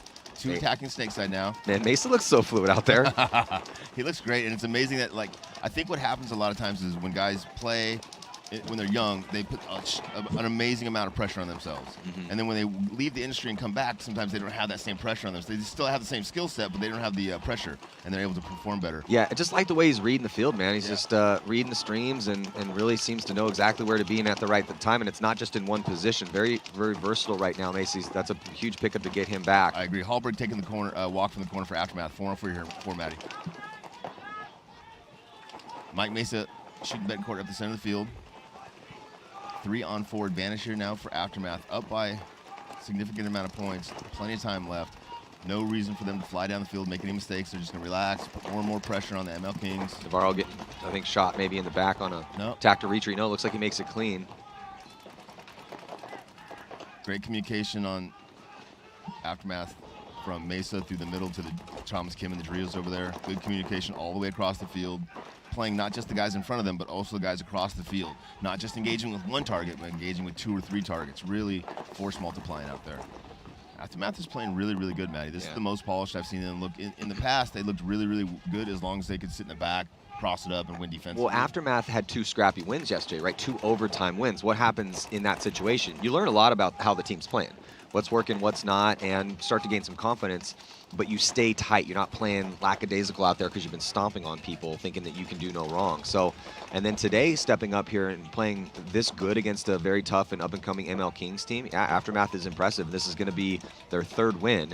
Question is just, how big of a margin, and then in their the last game that they have to play out here against Houston Heat, then that'll be kind of the true test to see where they're really at. I feel like they're the Diesel of last year. Like, we thought Diesel might crack into that top, 4 or 5 or top 6, wherever they were going to be. I think Aftermath is that team this year where they could easily be a top 4 team. Yeah, they're a top 10 team last year, and again, a rebuild year. So, yeah, I mean, Mike and Jerry are trying to put a winning program together. Doing a good job of it so far. 2 minutes and 20 seconds left to go. ML Kings down to just 2 players, both players on Snake side. Only 1 player now, Snake corner. Looks like they're not going to concede. Going to make them pay. Yeah, again, this is a really bad turn of events for the ML Kings because they got blown out by Heat yesterday, and now they're getting blown out by Aftermath. They really needed to keep this one close if they were going to lose it, because then they need to go into this next match like we've been talking about, and then they need to blow out Thunder, which has been difficult for anyone to do. It's so hard to achieve that balance, right? Because you don't want to give up on your match that you're trying to win, right? Yeah. But at some point, you're like, listen, we've invested all we can invest in this match, right? We're not getting any returns. Everything going forward from here is negative, right? So we have to have a plan B now, right? The plan B is that let's lose as little as we can. Well, look at, and I know it's tough for the ego, but sometimes you have to sidestep the ego to make the intelligent, arithmetic decision just based on what happens out here and how this game is played at the pro level. And to me, professional paintball player means you put your ego out of it, right? It's not as about much you. as you can. As much as you can. You have to harness your ego when you're between the nets, but when you're making analytical decisions on the sidelines to give your team the best chance of making it Sunday, where it all resets. It doesn't, once you get to Sunday, you have a brand new chance. Yeah, maybe a little harder if you end up in the wild card, but you still have a chance. Now, this game's still close, but New York Extreme needs one, and they need it right now, and they are getting a terrible start to this one. 3 on 4. Yeah, so they did get a kill, but Altimore's in the Snake, though. 3 on 4, Altimore in the Snake. CJ Can in the center, Arslan in the Snake can. George McLean pushing up the rear side. New York Extreme needs some offense out of George McLean. And it needs to be earlier in the match. Well, he goes into the 50-yard line, and Matt Chim's getting checked out, and he's going to get a penalty. Major minor is going to be a minor with McLean at the 50 and alive. That could open the doors here. 3 on 1 now. Oh, yeah, and then McLean eats up Gleason. So, and Altimore's looking cross-field, thinking, what just happened to all my guys? He's now in a tough spot, so he's going to do a big tactical retreat. Extreme lets him into the back corner somehow. Yeah, Arslan watched him do that because he wasn't shooting his gun. Yeah, it doesn't matter. He's got shot cross-field. So, a little bit of a gift and some George McLean on the D side, and New York Extreme is still in this match. It was not looking good for them until that penalty on Chim. So, Ricky Vaughn Did you see who shot getting Chim? it done. Was it George? I think it was. I'm not sure. I think it was George. I'm not positive. The way Chim the came way all the the way to angle. this side of the bunker, it made it look like it was that side of the field. Yeah, I think he was the one that's why I was thinking the same thing you're thinking then. Thumbs up. Points good. 1-point match. Still a little under 3 minutes to go. I mean, Extreme could do it. It would be huge for Thunder though if they could win this game and still have a chance to make it to Sunday on this team merger year for them. Yeah, I think they're one of the teams that overperformed yesterday, based on what everybody thought. No disrespect to the team at all. And they would say the same thing. Yeah. If you're in that program, you got to be super happy. It's a big ask to roll up and on your first day of putting 2 teams, and from different coasts together and beat Houston Heat. And honestly, they've got a good coaching staff over there, right? If they've got some good guys over there that are really doing a good job. Otherwise, this would be complete chaos for 2 or 3 events, right? Yeah, you do have to tip the hat to the organization as a whole when something like this happens. But they have to close this one out. For sure, yeah. I love what Mike says. Nobody cares what you did yesterday. I don't care how good you say you used to be or were or played yesterday. How good are you playing today? How well are you playing in this match? That's what matters. And Aftermath hasn't really needed to punch Barrett up too much. Kind of showing a little bit of a different look now that they put some points on the board. They still have played aggressive a little bit, but they've taken some spots. But my point is, now when everyone watching them, a little less scoutable here, not just running the same game plan over and over again. Yeah, ML Kings and Snake. And yeah, my one criticism, and I wouldn't say this directly to Joe, was that yesterday he was a little predictable going up. I'm so happy he's going up the middle that I'm not going to be critical of him going up the middle. But I think he went up the middle and was kind of 100% defense. I'd like to have him go up there and be like 60% defense and 40% creative, crashing through and creating some chaos. But really, really good play out of him. Well, ML Kings all the way. So ML Kings, knowing that they need some points here, they put Betancourt back in the snake, pull him off the D side. So now this is the exact same situation that Tim Stetzel was in, right? Let's see how he plays it differently. Yeah, the little bit different for Betancourt is that the Aftermath already has Hallberg out wide. Yep. So he has to worry about that. Now that back corner bunker is a little inset, so you have a little bit of a better angle if you're Betancourt in this situation. It's only 60 seconds left. Yeah. The big question here for the ML Kings is what the spread is going to be. Aftermath's going to go 3-0 right now, and they're going to be making it on to Sunday. Oh, Frank wanted to go run that, or Mason wanted to go run that snake so bad. Yeah, that was Connor Kelly protecting Betancourt. Oh, he's looking inside. Betancourt's putting pressure inside. Gets a kill in the center tower. The guy's not coming out. He's getting shot over and over again. Won't come out. And now he's released. Oh, that was Joe. Betancourt's going to launch. He does not get to Hallberg, so still, oh, yeah, maybe he did. I think Hallberg got shot when he came over the top shooting Betancourt. Connor Kelly also dying on his sword over here on the snake side. Navarro's still alive in the center, and they have another body with Mingo Kappas on the D side. 2-on-2, 20 seconds left. Navarro commits, trying to shoot Kim, not able to get to him, catches a couple extra from Frank. Yeah, just 10 seconds. Yeah, they're not going to be able to do it. It was a noble attempt from the ML Kings. 5, margin. Thomas Kim, Brain. Ooh, Thomas Kim, no one had wanted to put that Mercy Rule win up on the board. I don't think he was able to get there in time, but still, it's a heads-up play call there from, or no, heads-up mindset right there. They're checking him. He might have got it. I mean, it was really close. I don't know. Good match there for Aftermath, man. They looked really, really good. Yeah, I don't think they're giving it to him. And ML Kings, man, those 3 young guys, or the 2 young guys and the old salty dude, like, those guys are solid, man. Like, they have the beginnings of an amazing team. If they can keep those guys together for a couple seasons and maybe bring in 1 or 2 like talented guys, that's a superstar program right there. Keeping those kids is gonna be tough. ML Kings, talking about? Yeah, I think that they could even. I think with the 5 that they have, I think they're really close. I think they could start making Sundays on a regular basis, but I think they're close to being a middle of the pack team. Yeah, I'm just saying I don't even think they need anybody. Maybe one more, but I think they can get there with who they have. They just need to continue to work and continue to progress as they're doing right now. But they lacked consistent offense in this game against Aftermath. Aftermath shut them down, and they just didn't have an answer. Yep. Well, Seattle Thunder now just up by 1. Extreme making this one interesting. Thunder almost never lose anybody in the break. Look at that player in the back spot, man. Look how long he's been sitting in the open back there. Just deep off of that bunker, shooting that cut. No pressure on him. Thunder loses their first and second player. Now the second player draws a penalty. New York's really good at scoring points when we get a penalty on the other team. I noticed that. 5-on-1 now. This is going to be a close match. Harris Hussein, the only player getting shot from New York Extreme. Well, that penalty's going to making this one interesting here. It's going to be tied up in just a bit. 2 minutes. Good point there for New York Extreme. Arslan going through the Drio side, Tim Stetzel on the snake, and CJ Harris going through the middle. We could potentially see 2 more points here with 2 minutes left. Depends on the break. If we get a 5-on-5 break, maybe this will be the last point. Yeah. Or, if one team blows out the other team on the break, that team should immediately concede because the other team's just going to sit there, make the point last 2 minutes, exactly what it needs. And that's where you might want to take a page out of, say, Ryan Brand from X Factor, because if this was in that situation and he loses 2 bodies on the break, he might even think about throwing it with that 5-on-3 situation. That's what I'm saying. It's definitely needs to be in the conversation for sure. Otherwise, you're just giving up, right? Yeah, because you're right. If you're the 5 and the 3. You're just going to try to take every ounce of that time, every second. As a coach, I'm giving you maybe 15, 20 seconds. If you're up on your toes and you're moving forward, I'm not going to ring you. But if you're sitting in there loading up your paws, looking around, trying to talk and stuff, we ain't got time for that. I guess it maybe would depend on the positions. You'd have to look at that too. But yeah. So in this 2 minutes in between points now with the conclusion of the Aftermath match, and New York Extreme definitely has the momentum right now, as they've scored 2 unanswered points to tie this up. There's that new carbon mask. Yeah, seeing those in action finally. We got the Golden Barrel Top Gun Award brought to you by Bunker Kings and Carbon. Seattle Thunder. Looks like Thunder's got 3 of their bodies out here ready to go. Altimore's coming in. He's very, very good at getting to the snake and just staying alive, man. Just drawing the guns. He doesn't go in there early. He's gone once on the break. He's gone twice in as a transition. But every time he's got in there, he stayed alive and just really drawn the guns and done a good job. 30 seconds to go. And looks like Extreme has their 5 out with Stetzel taking over for Jerry Carl. Stetzel was over on the D side a bit, but then Carl went down with that knee injury, so need the wheels and an aggressive snake player, and it's been Stetzel.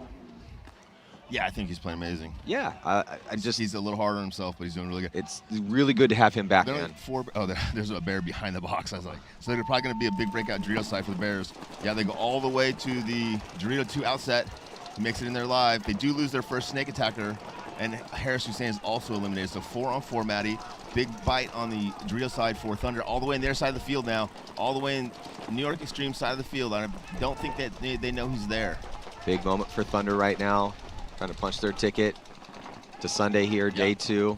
So we give them 2 wins, and there goes Body getting peeled off here for New York Extreme. Here comes CJ Cantor trying to make a big counter move, but not able to do it. No. Yeah, so Thunder with 1 minute and 20 seconds left. Extreme. 2-on-4 here. Yeah, it's a 2-on-4, but Extreme needs to leave themselves enough time to try to tie it up here. So. Milo and Danley are right there on the buzzer, waiting to see. I'm wondering if they know the count because they are on the opposite side. You know, if it was vice versa and Thunder was on this side, they would know how many bodies that Thunder had. It's 4-2, right? 4 Thunder, 2 New York. Yeah, under a minute. And they need to concede this point now. I mean, again, Thunder still needs to score it, and they have to go into these guns, but just Stetzel and Arslan are not in the greatest spots right now to cross it up. Definitely not. That whole D side completely blown open here is Seattle Thunder. Oh, and then Arslan. Okay, now concede the point. There they go. Okay, yeah, Milo was right on it. Good job by Bo to preserve every second possible, but 38 seconds. We've seen a lot of quick points out here, but it's going to be tough. Yep. Listen, New York does one thing consistently. They do not like to take it the easy way. Okay, they like to make it as hard as possible as we can on ourselves. So, it feels that much more good when we win. It feels that much more amazing. Well, it's a must-win situation here for New York Extreme, as they did drop both of their games yesterday, and they're sitting at 0-2. I mean, maybe every 7, 8-ish years we'll have a team that moves on at 1-3, but it's been a long time since that happened. It happens so infrequently that when it does happen, that's all anyone's talking about at the event and for the next couple weeks. Like, what? No, Infamous got in with 1-3? What? Yeah. No way. Yeah, I think it was either the Outlaws or Aftershock in Vegas, I want to say. Yeah, probably like 7 years ago. And I remember I was, the dust had settled and I saw them. I was like, hey man, you guys, it was a hard fought battle. You guys are getting better, sitting at 1-3. And they're like, I'm like, but maybe next tournament you guys will be there. And like, no, we made it to Sunday. And I was like, oh, you did? With a kind of guilty failure. Yeah. Like, well, actually, Matt, thank you, but we actually made it to Sunday. That's exactly what they looked like. They were shocked. They were as shocked as I was. Sheepish. As absolutely shocked as I was. But it can happen. It's just so rare that it's almost impossible. It's impossible. So 30 seconds, I think 38 38 seconds. Yeah. Corey Field, Adam Gomez. I'm sure Matt Chim will be coming in.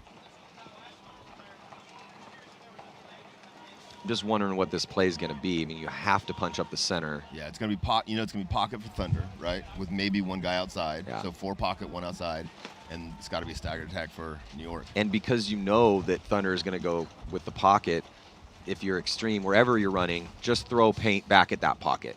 Maybe you'll get lucky. Yeah, and you probably got to send a couple guys outside, right? Because if one guy gets outside and he can wrap and go forward. Yeah. I mean, maybe even, and there's different ways you can do this, obviously, but maybe even your first burst, even if as you are going to run outside, is to send a stream back at the back center. Always. And then running and gunning, you make your way out. Yeah. And I think you start shooting at the back center all the way, and you just keep that lane going all the way as you get outside and continue to go forward.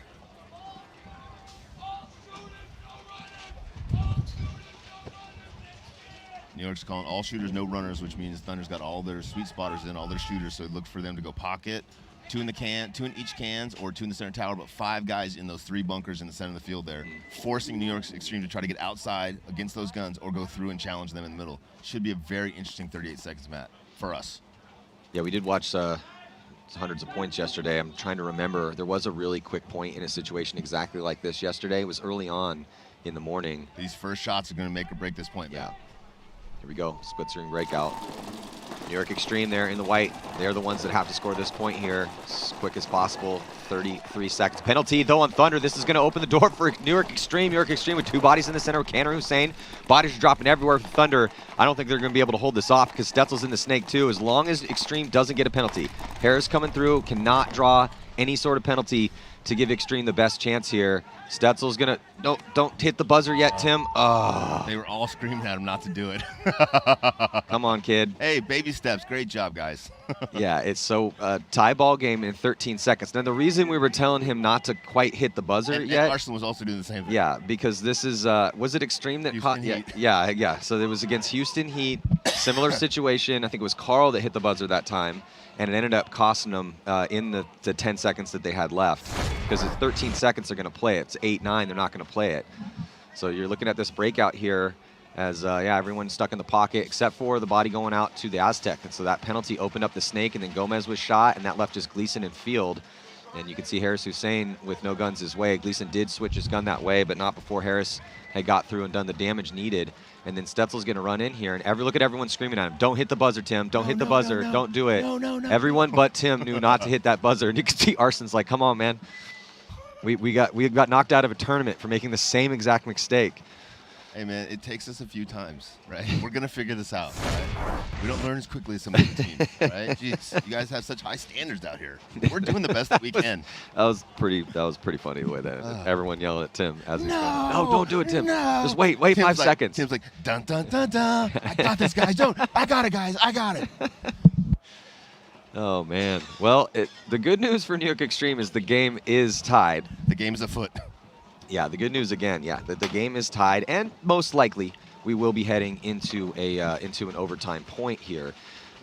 But again, so with this 13 seconds, they're going to play it, and if you somehow, some way get a major penalty, it's immediately going to throw the point to the other team. And we've seen 9-second points scored, we've seen a 7-second point scored, and we've seen a lot of penalties on Thunder, right? This is their 3rd penalty. Yeah.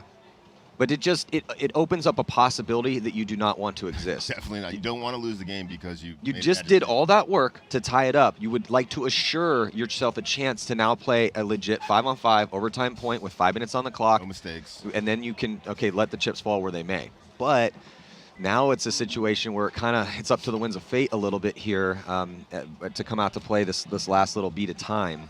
So we'll see. I mean, again, most likely it will just go on. The 13 seconds, everyone will just hide. 13 seconds will go on. What do we ask for, Matt? Right. What are we asking for? What do we ask for? I want to ask for a 7-second point here. We ask for good matches, right? Yes. 5-5 overtime. Come on, first match of the day. I mean, obviously we're going to be here until 12 or 1 o'clock this morning watching games. Yeah. And also thank you guys so much for joining us out here bright and early, 7:20 Eastern time, getting things kicked off. And what time is that on the West Coast? It's really early, dude. Ooh. Really early. But thank you guys again so much for joining us. And please head on over to GoSports.com. Sign up, trying to give you guys the best paintball show possible, and that's completely contingent upon the support that we get. So you can bring you guys things like split screen breakouts and cable cams and instant replays, and eventually, hopefully at the next event, some statistics as well too. So about to jump into this. So I think it was 12 seconds left. Oh no, they're okay. They're just going to jump right to overtime. Makes sense. No shenanigans. Well, that's not how it's been going the past couple of years. I said it makes sense, man. I didn't say. Adam Gomez gets shot, so 4-on-4. Tim Stetzel getting shot on the snake. Oh, Harris Hussein getting a check in the middle. Harris Hussein making another big move. And that's why you pay Harris Hussein the big dollars, right? Just 3 bodies left alive right now for Thunder. New York Extreme trying to preserve their lives here in this tournament. But looks like Arslan gets shot. And also Harris Hussein gets shot. So the Hussein's walking off. The running referee is chasing down another member for New York Extreme. Wild Thing got a little rub. Wild Thing gets a kill, down to 2-on-2, Matty. Yeah, 2-on-2 situation. Gleason's going to get out wide, but Altimore getting into the snake. Altimore's in the snake. McLean's in the V50. CJ Canner repositions to the corner. I don't think Altimore knows he's there. Altimore gets eliminated. CJ Canner coming in big right now for New York Extreme as he attacks the snake. Yeah. 2-on-1. Tables have turned. Canner has been so clutch for New York Extreme, and he might be getting the chance to win this point, and he's going to do it. Cantor gets the little 2-pack to close here. Waves goodbye to everybody. on Seattle Thunder. That you know, Seattle Thunder still does have a chance. They're going to need to win this next game against the ML Kings. We could see them on Sunday as well too. In this match, I was like, no, Matt. No, they definitely have no more. The chances is done here. I don't want to interrupt. Extreme with the come from behind victory. They were down by 2. That's what they need. They need to show that they have some heart, right? They have a backbone. They can come back. Well, it's one of those things. But look, we know they have heart, but it's about executing while you're excited, while you're in that pressure situation. You're down by 2. The tournament's on the line. You've already dropped 2 games. You're out of chances. And we were looking for that mental evolution. Very little mistakes on New York Extreme. They stayed composed. I didn't see them screaming at each other. You know, they didn't Except get too when Tim hit the buzzer. Yes, yeah. I actually got a text from Nick Sloviak. He's like, that's when you shoot your own teammates. He's not wrong. But still, it was an impressive come-from-behind victory here 100%. From New York Extreme. They're still in it. They need to go out and win this last game, but it's against Houston Heat. And they have hung with Heat before. They like Heat. They like playing Heat. So also check out 4 Sundays, our documentary series from last season, documenting everything that went down. Thank you guys so much for joining us here. Set number 1 is done. Aftermath and Extreme taking the victories here. Next up, it's going to be Legion taking on Hurricanes, AC Diesel, and Uprising. I'm Matty Marshall, Rich Telford here on GoSports.com. We'll be right back.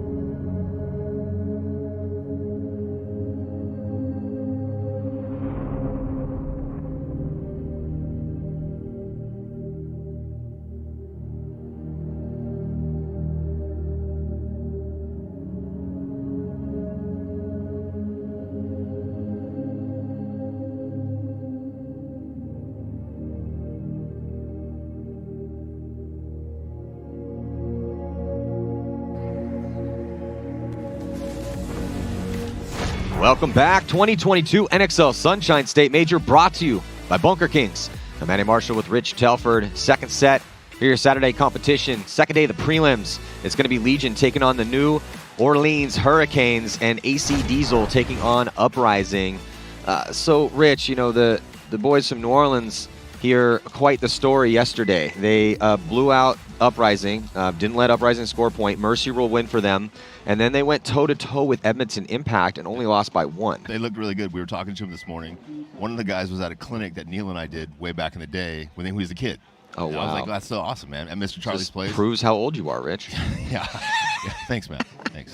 Just so you know, you're not that much younger. And I'm way better looking. Just throwing that out there. So Hurricane's going to be in the white jerseys, the black and blue pants, and taking on Red Legion here. Interesting thing, the adjustments that the Russian Legion made, Matty. To us, they looked like they struggled with the points there yesterday. They probably shouldn't have struggled, right? Well, they still went undefeated and won by quite a bit. So, yeah, but we have high standards for those guys. We do. Well, they have their starting lineup back, and they're going to go take a little bit of ground with Kirill Peridny up the center of the field. And getting into inside D1, Hurricane's going to be losing a body, but the Hurricanes up in the center of the field, so it's a 5-on-4 situation. It looks like 5-on-3 now in favor of Legion. Smoke shot slow rolling, gets into the snake insert. Russian Legion loses the first body, filling through the center. 3-on-4 advantage, Russian Legion as they attack on the snake side with smoke off. Britnikov's in a yoga pose in that can, getting so low that they can't bounce the shot off the temple into him. Yeah, Smotroff looking for it here, past the 50-yard line. He's going to get the fill in the corner. Oh, having a little something. No, he wanted to get up on the angle. Gun went down real quick. Now he wants a gun. Psh, prima donna. Shoots down the tape at the corner. Puts him in, goes forward, looks across field. Working on that Dorito. Comes over the top to protect himself. 4 Russians against 3 of the Hurricanes. Hurricanes have the snake corner, snake insert, and the outside Dorito 2. Russians now pushing forward on the Dorito side. 2 Hurricanes taking the walk, only 1 left. 4-on-1 advantage here for the Russians. Yeah, it's not looking good here in point number 1. Well, it is if you're a Russian Legion fan. Yeah. So, relatively simple point for them. Shot that first body, shot the second body. Shot them out of their spots, too, right? Yeah, shot them out of their spots. Did nothing crazy, nothing exotic, as Dave Baines would say sometimes. And now we're going to see Uprising. There's such 2 completely different looks for Uprising yesterday, and so they're one of the most inconsistent teams as they put up 5 points on Legion, but got blown out by the Hurricanes. So, you know, they're missing Olsen. He's a pretty dynamic player, but they still have some dynamic players on their squad now. They just need to tighten it up a little bit here, see how things go against AC Diesel. Now, AC Diesel, they got a bunch of studs on that roster, lots of offensive threats. They picked up Andy Horvath. I think that's a really good pickup for them. You know, Mark Johnson's just been trying to do the best job he can with keeping the team together. He's taking some hits to the lineup with injuries and going to other teams. You do the best you can with what you got, right? And everybody's in the same situation, right? Everybody wishes they had an all-star cast and millions of dollars, but you just do the best with what you can, and everyone's just... I think Horvath just got shot on that nasty, disgusting bounce shot from the Aztec to the can, and then Henningberg's going to come off, but they also lost Baginski early, and then they're going to lose Johnson. Mikey Davis is wrecking house. Yeah, Daniels here. Good job, Mikey. Yeah. Yeah, Daniels, I think he went to the tryout, did really well, and then so Uprising actually kind of waited to pick up some of the guys that, you know, they came to a tryout, but they waited to say, okay, for sure you're on the team, until they went and actually played legit competition. That's smart. Yeah, I thought that was a great job by their coaching staff. Yeah. But yeah, Mikey Daniels, impressive here in this point. Look, he got that swagger. Oh, he's walking with a little bit of some swag. Yeah, it's definitely NorCal boy there. I mean, he's only 3 feet tall, but he got some swag. Good job, Mikey. So real solid point here for Uprising, as Diesel pretty much got destroyed in that one, lost multiple bodies and from different situations, all pretty much right near the same time. But yeah, you got to stop that snake. You got to stop. And you got to stay alive on spot. I do feel bad for Horvath because it looks like Horvath caught one off the bounce shot. He looked really confused as to what angle that came from. Like, wait, hey, did that really just happen? Did Matt just shoot me? I'm looking at Matt. I'm looking at you, Matt. I see you. Andy, I swear it wasn't me. I don't have a gun up here. Same line for the Russians, looks like. Yeah, they brought. They have a couple of Latin players out there, which they spun a little bit yesterday. Cozy Rev's back as well too, and he got some spins. So they have a little bit more depth than they've had seasons past. Hurricanes dig out to the corner. Snake corner's live. 5-on-5. Oh, Russians lose the first attack on the Dorito side. Hurricanes releasing to the center of the field. Hurricanes about to lose a player. Dorito side looks like, yep, 4-on-4 now. And they drop another guy, so 3-on-4 advantage here for the Russian Legion because of the penalty. Oh, Russians lose another body, Matty. Down to a 3-on-3. This is a back-and-forth match. These guys are getting shot out of their spots. Yeah, and this is what was impressive with the Hurricanes is that how focused they were in tough situations yesterday and some closer points, but getting up into that center, losing that battle. Yeah, but what I really like, Matty, is it was a 3-on-3 against Russian Legions, one of the best teams in the world, and they went offensive, right? They're attack down the Dorito side, try to go up the middle. Now they're attacking on the Snake side. They're showing that they know how to play this field. They're not hiding in the back hands, hoping that they don't get pinched out. Taking the control of this game. Still 3-on-2 advantage for the Russian Legions, but Hurricanes are in a good spot. Malloy now moving into the Snake insert. Sergey moving across the field to the outside corner on the Dorito side. I might have lost somebody, but it might be a 2-on-2 now, Matt. Yeah, I'm looking at Sergey pushing up on the D side. I think that's Sergey. No, there's somebody in that wing that we just can't see, I think. And I think that's the wind blowing it around. Okay. Sergey now in their 40-yard line shooting across is going to be killing both guys on the Snake side. Yeah, and that just okay. Yeah, you were right. It was Krill, and he was pushed up on the. I saw him go there earlier, and I never saw him leave. So I was like, he must be hiding on the other side. Well, it's obviously sometimes you can tell which bunkers are hot by it getting pushed around a little bit by the player, but the wind is pushing everything around. But yeah, I mean, Krill was alive. Sergey was the difference maker over there. Yeah, he was the pivot. And it just again shows you how potent.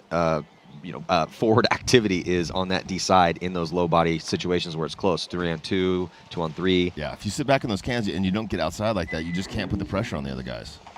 Like both of the guys on the Snake side were tight in their bunker, but he was parallel to him, so they just couldn't hide.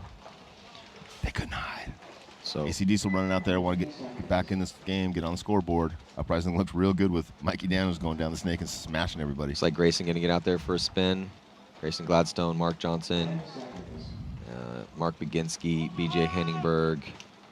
Can't see if that's Horvath or not. And on the flip side, here comes Uprising. And on the breakout, looks like they're going to take out Henningberg on the break here. So Uprising, but then Uprising immediately is going to lose Ormrod trying to get up that center. And they lose another body with Borromeo from that D side. So 3-on-4 advantage here for AC Diesel. Got 3 guys in the center, filling out now to the Dorito corner. So Diesel going to want to try to get a body a little bit more out here towards the Snake side to try to finish this one. They have shot 3 bodies. Yeah, I was going to say, Uprising's got 3 guys running off the field. Yeah. The Graham Arnold still alive over here on the Snake side, and there goes a body drop in for AC Diesel. I think it's a 3-on-1 now, Matty. Not anymore. It's going to be a penalty assessed there on Uprising. That's going to pull off the last 2 bodies. Looked like Scotty Knight threw that penalty. Yeah, they're just making sure that 45 post is clear. 45 means they lost 1 and they shot 5. So Horvath is going to run in and hit that buzzer to tie it up. Much better point here for Diesel. Great off-the-break shots for them. And then a tiny gift of a penalty, though they already had overwhelming numerical superiority there. Yeah, and it was Horvath that was in. You were correct. Yeah, there's Andy Horvath, longtime player here on the pro scene. Great guy. He's been around. He's a good veteran presence here for AC Diesel. You know, you're looking at certain moves made behind the scenes. You can try to get who you can get, right? And it's really good to have veterans like that on a team that's trying to tier up, who's a kind of a versatile, 2-3 guy you can kind of put in different spots. Like a stalwart guy, right? A guy you can kind of rely on to always help you be more successful, whatever position he is, right? Yeah. Whether he's on the field, off the field. Yeah. He's always going to help you guys be more successful. And I talked to Andy about it. And he's like, man, it's so nice to, wake up in the morning and not have to go wake everyone up, or getting ready for the tournament, I have to make sure everyone's flights are taken care of and all that sort of stuff. I mean, it's just definitely a different level when you can get to the event, only worry about yourself. Russian Legion, big bite on the Dorito side. Yeah, Karslev going all the way into D2. Wow, they literally ran to the Snake, the Dorito in the center, running and shooting. While do that, they shoot 1 Hurricane player, so it's a 4-on-4. Shoot another body Rich out of the back corner bunker D side. Advantage Russian Legion. And another one insert bunker Snake side. So Yeah, the Legion is looking pretty good here. They do lose Sergey. Yeah, 3 on 2 now. One player for Hurricanes in the corner now. Only one player left alive for the Hurricanes. Snake corner. 3 Russian Legion players left alive. Hurricanes about to drop another point. Might want to concede this point. No reason to get that last guy punished out there. And point conceded. So it's been just pretty much a lot of the same thing out here. Hurricanes just have no answer for these first 3 points. And also want to big shout out to our presenting sponsor here, Bunker Kings, as they have some deals going on. So wait for those graphics. You can get a pretty sizable discount at bunkerkings.com. I heard at one point it was up to 40%. It is. Yeah, it's if you get 4 items, you get a 40% discount. There it is right there. So buy 2, save 20, 3, 30, and if you want to buy 4, save 40, mix and match and use that code GoSports. And if you think about it, if you bought 8, you'd really be getting it for 80% off. Well, we'll hit them up and see if that's going to be Definitely going to try that. Just giving stuff away. Definitely trying that. Here we go. AC Diesel breaking out, going all the way to Snake Corner. Gets out there live. Nice. They lose their first attacker to your side, though, Maddie. So 4-on-5 advantage here early on for Uprising. As Mark Johnson had a pretty good day personally yesterday, I felt. He's going to be getting up into that center brick and looking towards the D side. Mark's one of those guys, like, I don't remember him having a bad event. It's very consistent, yeah. Super consistent, always kind of putting himself in the mix, always putting himself in the position to try to save the game or try to win the game, either or. He was the last body left alive quite a bit. Yep. Not the youngest guy in the world, but plenty of athleticism, so he can move around the field, play different spots. Great utility player. So there he is on your screen. Mark Johnson trying to shut down that D side. One move was made from Uprising to get out into D2. Yep. And then here comes, Borromeo's going to launch. Yep. Borromeo's going to come up and try to trade out with Johnson, and it looks like it's going to be a clean trade. Johnson trying to say he got hit. Borromeo sit on the pack, but no penalty assessed. Every player's got to make that argument, right? There's Ormrod in the center, rolling his gun towards the D side now in front of his players. Sorry, that's Mark Johnson walking off. I thought it was another player walking off. Baginski out wide, D side. Diesel down to 3, but still attacking. Down to 2 now as Baginski gets eliminated. Only one player left alive now for Diesel. Snake can. Peels out to that corner. Looks down the line. Uprising, yeah. Yep. Uprising's looking good, man. Again, you never know what Uprising's is going to show up, and you don't know how the match is going to continue, right? Yeah, but the one thing with Uprising is that game to game, tournament to tournament, they're really inconsistent, but they're not typically inconsistent in the middle of a game. Like once they come out and they look good, typically they continue to look good. Or if they look bad, they continue to look bad. Yeah. Well, at least there's consistency there. I mean, something to build on. And obviously, we've seen them beat the best teams in the world with these guys. They certainly have the capability of beating the best teams in the world, but figuring out all the puzzle pieces to make your team perform at the optimal level is very, very challenging. And that's what everybody out here is trying to do, right? Make the best with what you got and be better than everybody else. And with these up-and-coming squads getting better and better every year, it just makes it harder and harder to be elite out here. 100%. And to be consistent, too, game to game, tournament to tournament. And everybody else out here is trying to keep you from doing that. Which is why we have, and that's why we saw every top team have a lackluster event. You could say maybe with the exception of Infamous last year, 8th was the worst that they did, but still 8th if you're going 2nd, 3rd, 4th, and you throw the 8th in there. Big jump. Yeah, but every other top team had a 10th or an 11th. So, but that's, again, just how difficult it is here in the Pro Division. Hurricanes struggling a little bit here against the Legion. Taking a bigger bite, going to the Snake corner and the inset Dorito 1. 5 alive for the Hurricanes. Looks like Russians have 5 alive and Smotroff's in Snake 1. Oh no, it's Gardo going forward. I think that's Diego, man. Going forward in Snake 2 there. Diego looking down the tape. Going forward into the 50. He's going to look at that crack and see if he can see anybody across the field. Yeah, he's in a really good spot right now. 50-yard line here, but he's looking a little antsy. He's got a big lead, a lot of time to burn off this clock. Yeah, amazing player. Just needs to, get a little bit more polish. He's just so athletic, and it's so hard to slow him down because he's so good. But the Russians will really help him with that, help him develop that smart game a little bit. Backing up, looking for that shot across the field, staying alive, coming out, exchange with the corner. Yeah, he does have to worry about that corner, but Smith is focused completely towards the D side because the Russians are making moves on that side. Now Smith, good job, Smith going back and forth here. Yeah.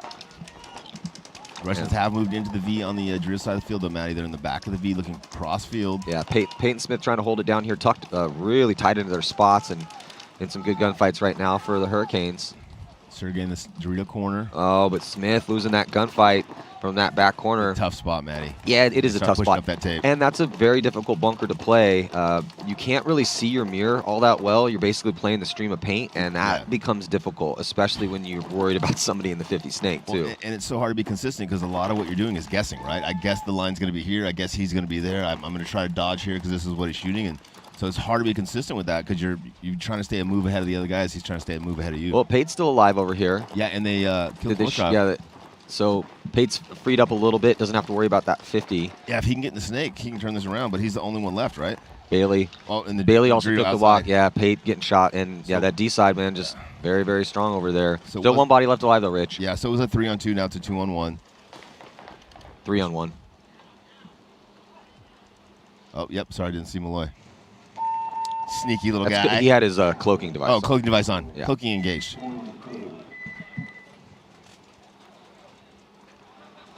So I love it when I see Malloy giving Sergey the business when they're walking off the field, because it's like this tiny little dude. Like, listen, bro, when I tell you to get down that tape, you get down that tape, or I'm gonna climb up there, I'm gonna beat you to death. Duh. So Diesel coming back out here, down by 1. Need to live through the break. Survivability been an issue for Diesel. They're not scared to go. They have a ton of aggressive guys on that team. Yeah. These guys know how to play paintball. It's just I don't know if it's just trying to get out there, maybe just a little too proactive in a gunfight, like 10% extra than more than need to be. They're just watching too many guys die from Diesel here at this event, out of their spots. I didn't think they would have fallen off this much. Like, honestly, obviously not having Clint there hurts a lot, right? But I mean, they've been a super solid team, and they've got a solid roster. It's a close game, a lot of time left, and they definitely can get back in this match here, and this is their first game, so they have the chance to, potentially move on if they can win 2 big ones. Diesel does lose their first player snake side. Mark Johnson moves in the center of the field, looking to lock down the Drio side from that center brick. He's got a great shot on that gap over there. Uprising is in the snake corner, and if they don't keep a gun on, the player in the Uprising corner is going to go forward, get in that snake, and go forward and wreck house. Uprising still 5 bodies alive, but in those back spots, no forward progression for them, but they have the field spread. Diesel's now in that V over there, Matty, on the Drio side. Yeah, Diesel pushing the issue. They're going to lose Baginski, though, so Baginski, these are kind of the deaths we're talking about, right? So he was running and gunning up high and get shot trying to get into D2. 2-on-4, and Matt. then they lose Johnson. Sorry, Matt, 2-on-4. A lot of bodies walking off. Does Diesel still have a player left in the V alive, Matt? I can't see. Yeah, he does. And Okay. he's on. Oh, yeah. So this is, again, a tougher situation for Diesel, right? So they have a body past the 50-yard line in the V on the D side and lose the 2 bodies right beside him and behind him. Those are the deaths that Diesel can't have if they want to hang in these matches. Yeah, and Diesel had all the spots. They had a guy in that 40. Uprising was not in the snake. Now Uprising is going through that 40 and clearing house. Mikey Daniels looking to get in the snake. And they're in the screen 50-yard line at that V structure. Some people calling it the castle. Different names, different teams, but looks like a V from my perspective. So listen, once you say it's a V, Matt, it's a V. Right? If I hear this crazy talk about castles or anything else, that team will be disqualified. I'm trying to be more like visually descriptive. It's working. It looks like a V. I get it. I mean, I like castles. There's some cool stories behind castles. Are we going with castle now? No, I'm gonna stick with V. Okay, so we're all V. Try to get consistent. Once you say it, you got to just keep rolling with it. Yeah. So people are right or not wrong, confused. Write it out. So Uprising, pretty good containment there from Uprising. Good gunfight wins on that D side, and then once those couple bodies had dropped in a pretty even body count match, then Uprising took over the attack, got into the V, got to that 50-yard line, and then just cleaned it up. So Uprising looking pretty sharp this morning. Yeah, and shifting gears, right? Going offensive, kind of defensive, offensive, like real hard to predict. It's the good Uprising that showed up today, Matt, or at least this morning. So, well, need to see the good Hurricanes here. Yeah, as listen, 4 points in a row here. It's been all Legion. They are an amazing up-and-coming team, right? But the Russian Legion is one of the best teams in the world, and all of the Hurricanes did super well in the first couple matches. People are taking them seriously now, and the Russian Legions are, getting a little dialed in. They haven't played together for a couple years, right? Like, everyone's been like, oh, they don't have the roster, going to be amazing. Like, yeah, once they play together for a few matches and get that mojo going again. Body dropping from the D side off the break here for New Orleans. Yeah, Russians really have that shot going to lose dialed in. another body, too, so down to 3. Legion losing 2, though, so it's a 3-on-3 situation, but they're the first to go, and it's going to be Sergey just gliding right into the 40-yard line on the D side. They do lose Malloy as well. Yeah, Hurricanes first advantage here in this match, Matt. Yeah, First time they've been up bodies. Must-win point right now for the Hurricanes. They have 8 minutes and 43 seconds left, as these points have been pretty quick. They're in a 3-on-2, and now pushing outside wide. And Sergey gets caught 3-on-1 now, Matt. That was a nice little run and gun there. Yeah, it was. Shooting over the top. They're going to take out Cozy Rev, and that is going to do it. So Hurricanes avoiding On the a board. shutout, getting on the board. Only down by 3 now.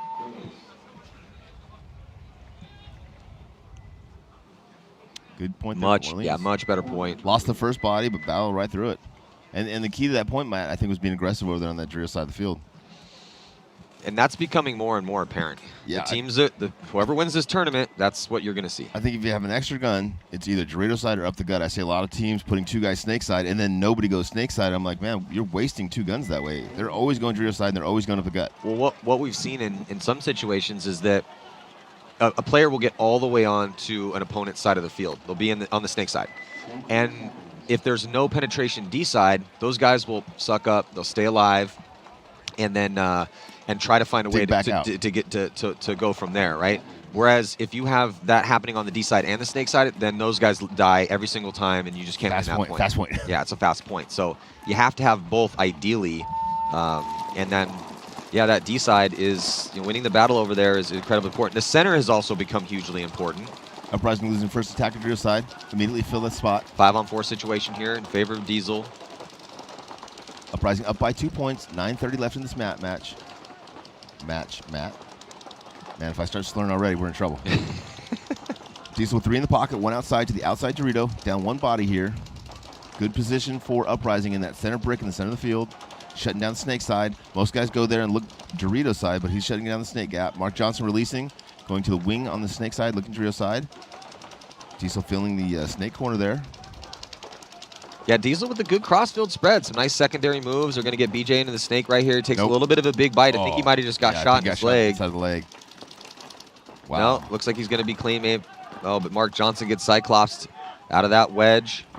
And then BJ going to hit the deck, crawl up here past Snake 2. Got to worry about that body in that center. But look at this, though. Baginski, was that? No, it's Grayson Gladstone. Grayson Gladstone just completely destroyed that D side. Good job, Grayson. Big move, buddy. Huge move. And we just talked about this, right? Yeah, he's giving them all the stare. Yeah, if there's not one guy, like I told you the first time we looked at the field, if there's not one guy looking at your side, you're going to pay. So Grayson Gladstone earning his keep on his new squad. Coming out of the divisional ranks, semi-pro ranks, last year got picked up by Dynasty. Didn't work out with the boys in blue, but then I heard he wanted too much money. Yeah, I don't think that was it. But then getting picked up by AC Diesel, but real smart guy, trains real hard, been doing this for a while, and good to see him on AC Diesel and proving himself out here. Right? Yep, Gummy Bears. Yep. Team out of Southern California guy. So Diesel making this one a match, courtesy of that move up the D side by Gladstone. Legion coming back out here, up by 3, but signs of life from the New Orleans Hurricanes. Yeah, off that big offensive move, Dorito side. I think it's heavy middle, fast play Dorito, slow play Snake. Hurricanes taking the insert bunker on the break, but getting shot, Maddie. So 4-on-5 advantage here early on for the Russians. Yeah, Russian. Oh, Smochov gets shot trying to get to the insert bunker. Yeah. Oh, yeah. So it's 4-on-4, but Hurricanes taking over in that center and trying to shut down that lane. Not able to get a shot on Karslev though. Yeah, because he was looking snake side instead of Dorito side, Maddie. He would have had that shot on Karslev filling out there for sure.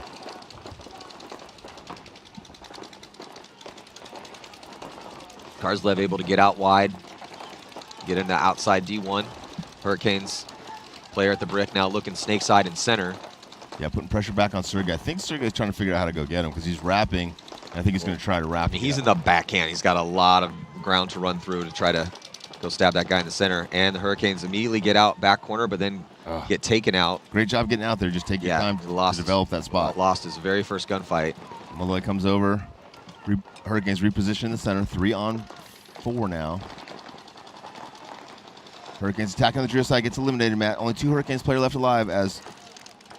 Yeah, and they're both in the center, and they have no one out wide, so it's going to be tough here. Yeah, run right into a gun. See Karslev controlling that lane from the 40, and that's going to force a concession to give Legion their 5th point. Yeah, Russian Legion looking really good here. Real polished. Lost Smochov on that early bump, but other than that, pretty flawless. Flawless victory. Yeah, there's been not many chinks in the armor for their starting 5, and it's just that was kind of the big question with the Hurricanes yesterday, which they answered mightily, was could they hang in the Pro Division, and then could they hang against top teams? They definitely were right neck and neck with Impact, so I was kind of expecting this from what we saw yesterday to be a little bit of a different story in this game, but it is still, you know, their first tournament here, and they do have one more left. So if the Hurricanes can show up and beat Diesel, they still have some time left in this game. Yeah, which is doable, right? Doable, but with the way things are going, it's not going well for them. Not going well.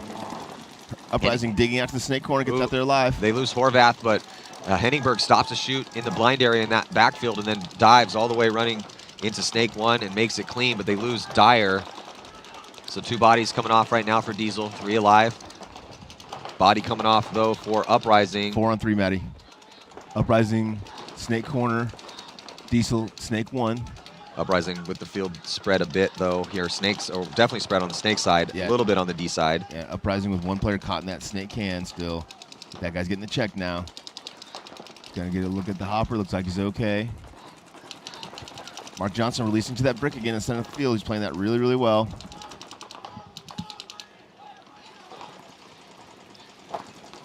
Baginski over here on the Snake side now for Diesel. Super versatile, right? Can kind of play both ways. Yeah, and they're up at that. It's got a body in front with Henningberg, made that big move off the break. So it's Henningberg and Baginski, Snake side, Johnson up the gut. At that 50-yard line brick. Pop at the top, trying to control that zone. Didn't make his shot, though. And then here comes Uprising attacking as Johnson getting shot from that position. Mikey Daniels now goes from the corner to the Snake insert bunker. But Henningberg up and on his feet, moving over, trying to pinch out the player, and definitely gets that. Yeah, gets the kill. I don't know if he got that kill crossfair. It was Baginski on the wrap from Uprising. But Baginski still alive behind Henningberg. Henningberg at the 50-yard line here on your screen. I think it's 2-on-2, Matty. Do you see another Uprising player? Henningberg thinking he might want to tactically retreat as Baginski trying to make his way over, but gets stopped at the can. There goes the tactical retreat from Henningberg to get in a little bit more defensible position here. Uprising going to get into the Snake now with Daniels.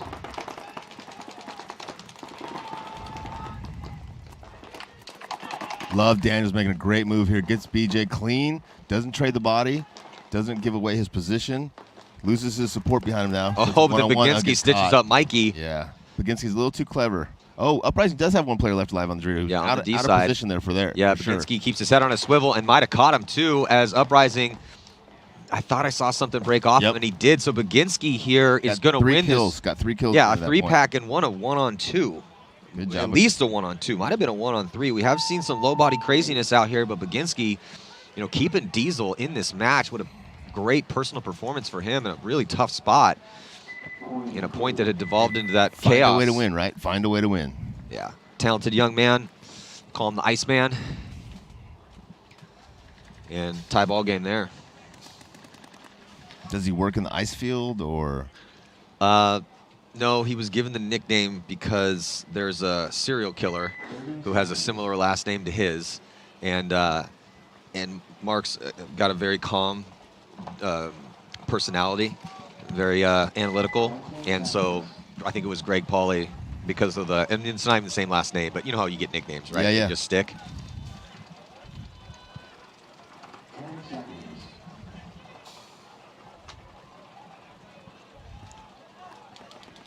See if New Orleans can summon the spirit here, attempt to come back. One of the best teams ever to play the game. Russian Legion, big bite on Drew side, gets eliminated. 4-on-5 advantage for the Hurricanes, but here comes the ref, and his hand is in his pocket. Yep, Hurricanes player eliminated in the can and draws the penalty. So 4-on-3 advantage here early on for the Russians off the Hurricane penalty. Going to be losing another body from that D side as well, too. Not looking good yet again. Yeah, 2-on-4, Matty, for the Hurricanes.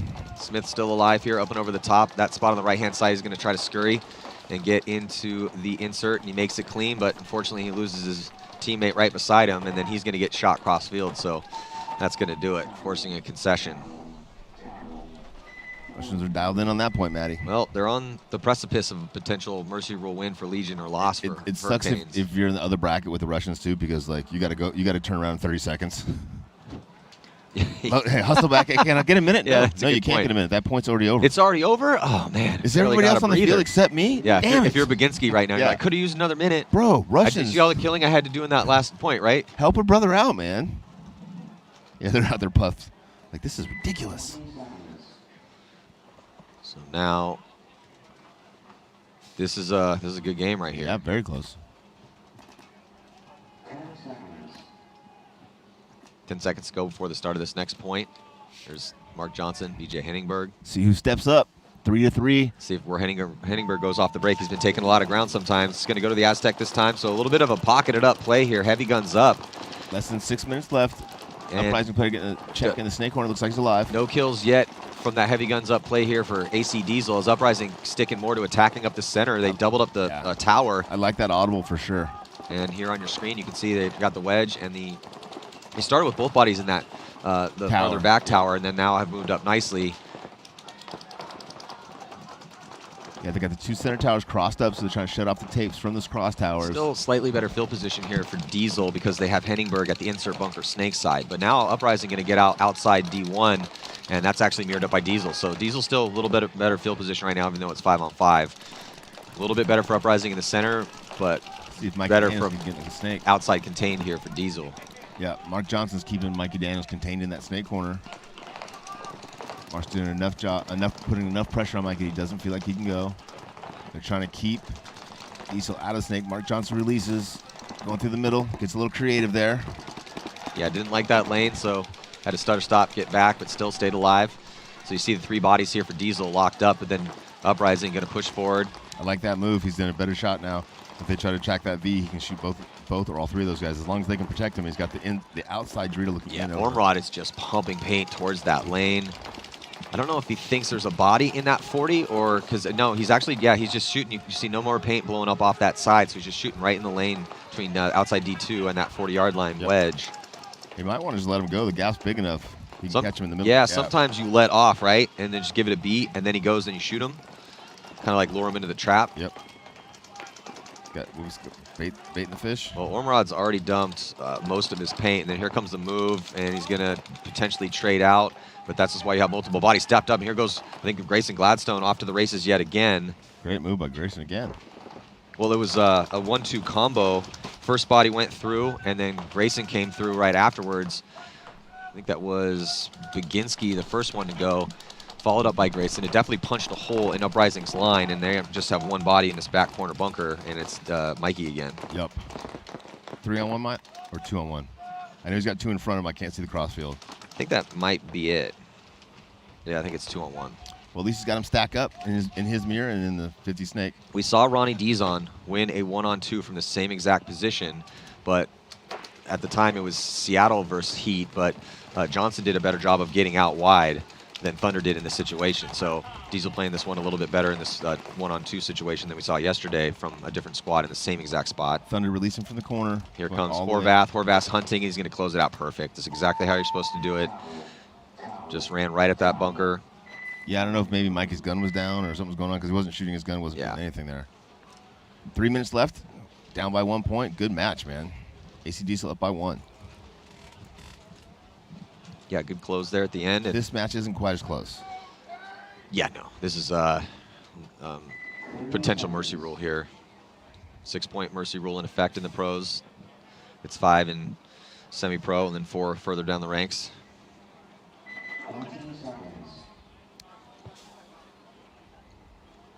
So 20 seconds to go before the start of this next one.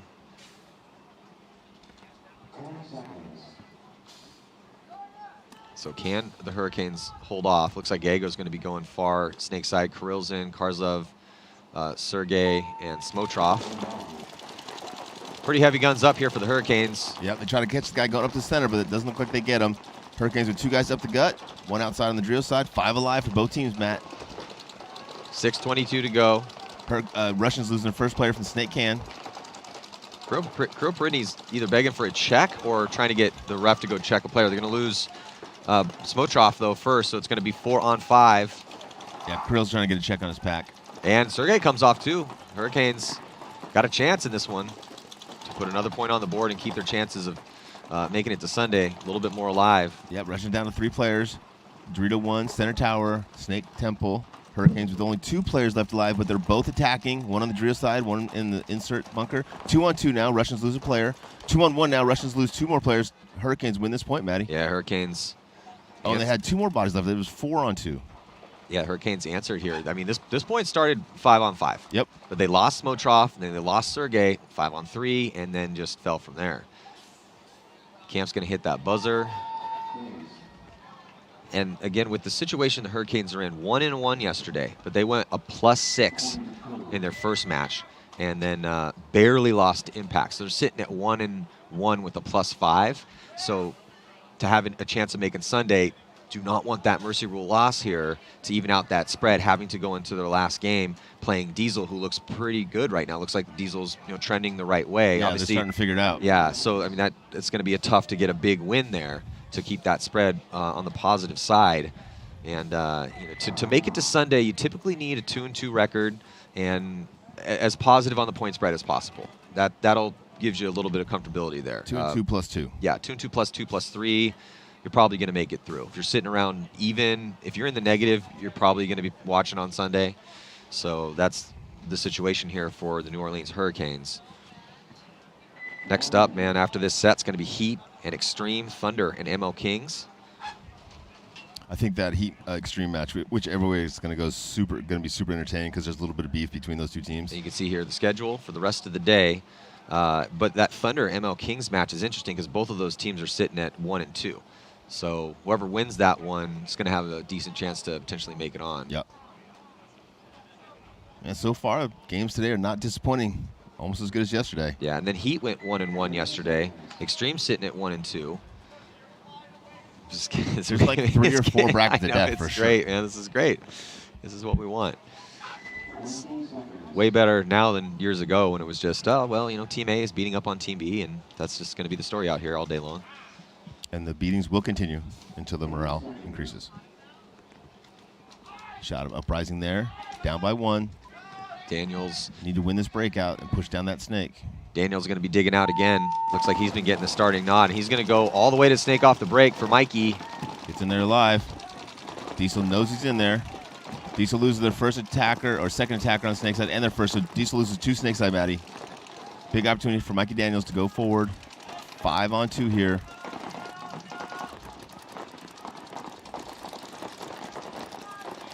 Mike Daniels kills the Dorito can. Now he's going to go forward and kill that Dorito tower. Nope, Dorito tower, Mark Johnson already been eliminated. Uprising's right back in this game, 4-4 with a little bit more than 2 minutes left. Yeah, survivability, again, an issue here for Diesel in this one and not able to get any forward progression going on. So, looks like we are going to have a tie game here with probably around 2:20 left to go. Skies are getting dark, Rich. Yeah, the rain, so it should start raining here. Should we get maybe about 3 hours of rain? That's what the weathermen are saying today. We're hoping that they're wrong. Unfortunately, because I'm mostly made of sugar, I won't be able to be here in the rain. Made of salt. What are you talking about? They both dissolve in water.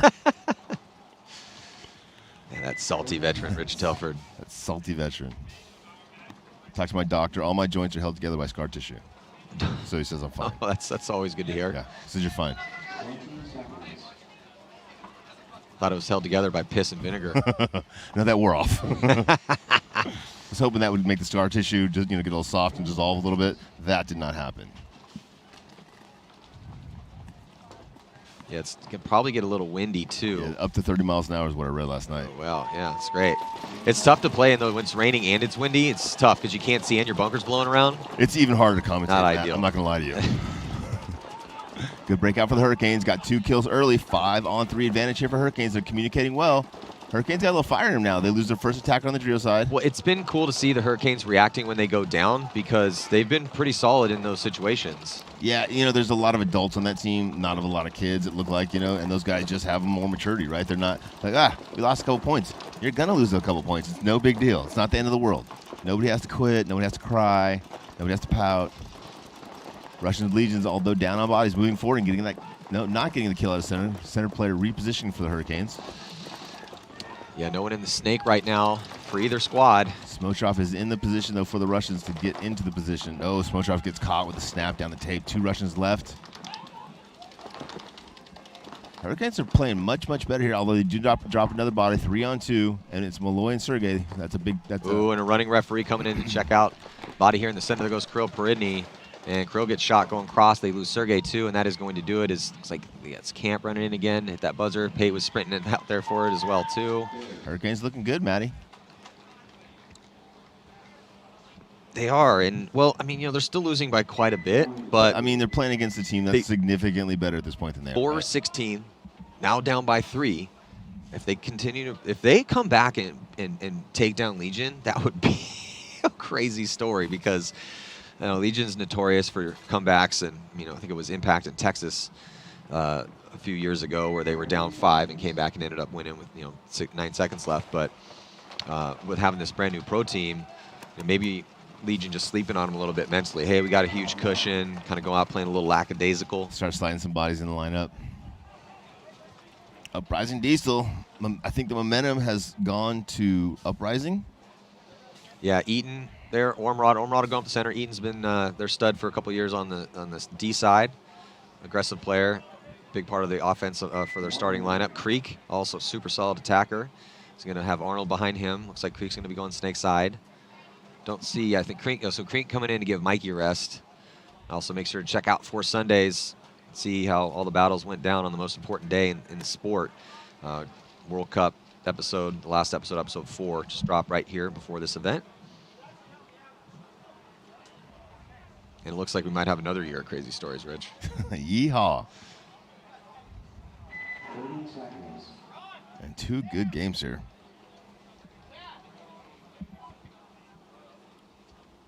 20 seconds left. 20 seconds. Horvath.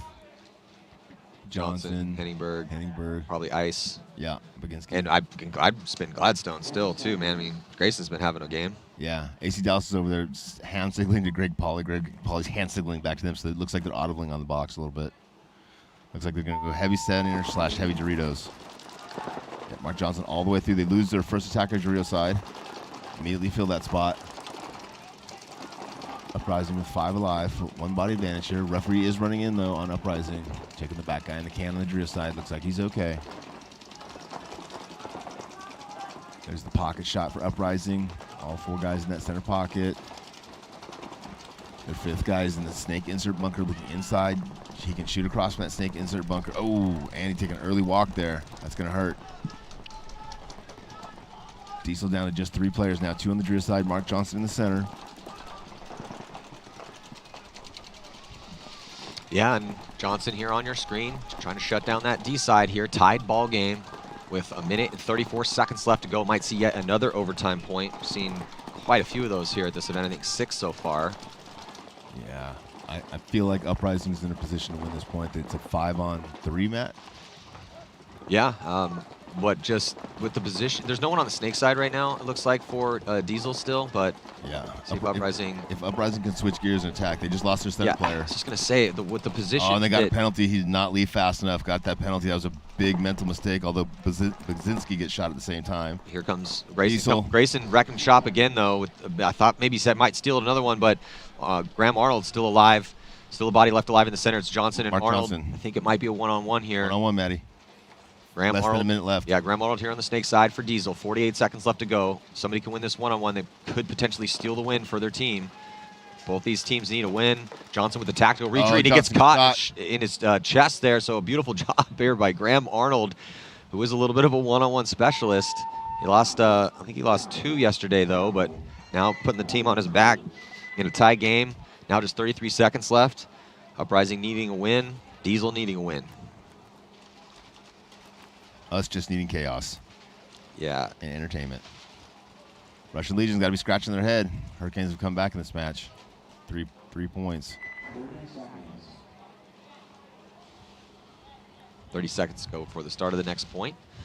And a 3-point spread. Hurricanes have been stealing the momentum, though. So let's see what line they're going to send out here for Legion. Looks like it's going to be the same starting 5. So this is that core starting 5 that's been about 2 years since we've seen them together. Malloy's wearing Vasquez's jersey. Smotroff and Malloy here on this side. Pretty going to be up the gut. Sergey's been doing work over on that D side with Karslev. Running referee going to come and check out Sergey. Looks like a clean break, though, for both squads, 5-on-5. Russians losing their first player, attacking the snake in the center of the field. Look at this, though, Rich. Hurricanes all the way very quickly into the 40-yard line, and with a one-body advantage, 40-yard line on the D side. Yeah, if he can just crawl forward there, he can get a kill on the cross side. Sergey now getting shot. 3-on-5 advantage here for the Hurricanes. Less than 4 minutes left in this match. They're just peeling people off from that Geo side, Maddie. Only one Russian player left alive. Hurricanes are going to easily win this point. D side just proving to be so strong. This is Hurricanes looking sharp here. Running down Karslev. Pate over here going to get in the snake. Going to be a 2-point game with 3.5 minutes left, Matt. This got out of control quickly. Yeah.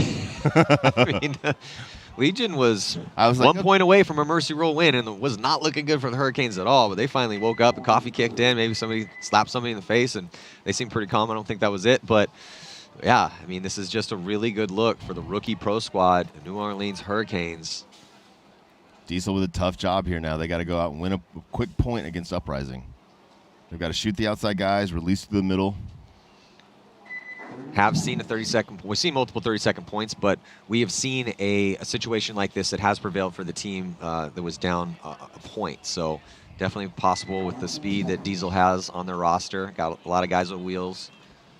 Grayson Gladstone having a hell of a game. BJ Henningberg is going to be over here on the snake side. Baginski is clocked in for him. They got Johnson, he's been omnipresent in the center. And is it Dyer is the 5th? No, it's Horvath. So that's been out, starting 5. Mikey Daniels gets to the snake corner 4. Uprising, that's going to really make it hard. Yeah, for here comes Diesel. the stagger attack. They're going to be losing Horvath. They've also going to be losing Gladstone, but Henningberg all the way here into the snake is going to wrap around and try to get some free kills. He gets 1, possibly 2. Got to worry about that Dorito, though, and he's able to tuck in. And then he's going to launch. He's going to get that 3rd.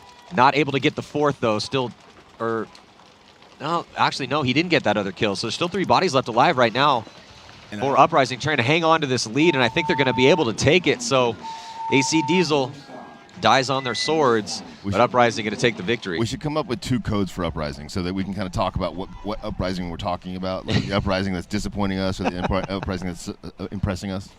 Well, this Uprising just, I will give it to them. It's entertaining because you just never know what's going to happen. And like we were talking about before, Uprising, again, inconsistent game to game and tournament to tournament, but once the game starts, if they're playing well, they typically continue to play well. That's why the house puts those 2 little green squares on the roulette wheel. Those are the Uprising squares. So now the Hurricanes going to be heading out here just down by 2. They got a chance. Can they keep it up is the question, right? You know, hey, look, you're playing one of the titans in our sport here, a team that's one of the best ever to do it, and can you continue to summon the skill and the spirit point after point after point on an attempted comeback where you were down by 5? So well, we're about to find out because it's been looking pretty good for the rookies here at this first event. Definitely, they earned the right to be here. They came in out of semi-pro, did not buy their way in, had to do it the hard way, and it's been impressive, to be honest. Yeah, for sure. And that, I mean, the harder it is for you to get there, the better you're going to do when you get there. Hurricanes going out down by 2. Plenty of time left in this match. Momentum has certainly shifted the way of the Hurricanes. Absolutely. And that's what Hurricanes do. You know, they shift momentum. Well, we got one en route here. Hopefully not. Yeah, I'll be commenting from inside the booth for the rest of the event, just so you know. I'm on the boards, Darren. Joe, I'm doing replay from now on. Here we go. Hurricanes going to be heavy up the gut. Hurricanes get outside of the snake corner, gets out there live. Good move. Double up that center tower. They do get 1 kill. 5-on-4 advantage here early on for the Hurricanes. They lose their first attacker center, though, Matty. So 4-on-4 advantage has been canceled now. Yeah. Russians all the way across the back line, Matt. Yeah, Camp taking the walk. And they're shooting another body from Legion, though, as Karslev's forced to take the walk. So just 3 bodies left alive. And they're all stuck in those back spots. Yeah, no one on the D side right now for Legion. Disagree with this game plan for the Russian Legion because they're trying to hold this point, and they've got 2 of their best players in 2 of the worst positions on the field, which are those 2 cans. Britnikoff intelligently gets out of there, gets into that little temple, but I can't see who's in the can for the Russians. He needs to reposition. It might be Sergey. Sergey. Yeah, Sergey needs to get out of that can if they want to win this point.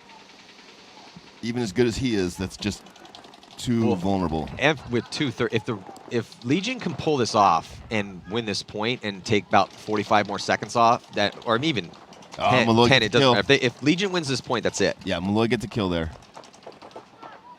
But even if they lose the point and still can take enough time off so that it's really going to force the Hurricanes into a do-or-die reckless attack, similar to what we just saw from Diesel, maybe that'll assure the win. But it's definitely this is a chink in the armor right now for Legion, Rich. Yeah, and the Russian Legion, I mean, Hurricanes need to get into that right V and onto the Russian side of it because they can shoot the snake corner and they can shoot Malloy in the snake insert bunker from that bunker across field.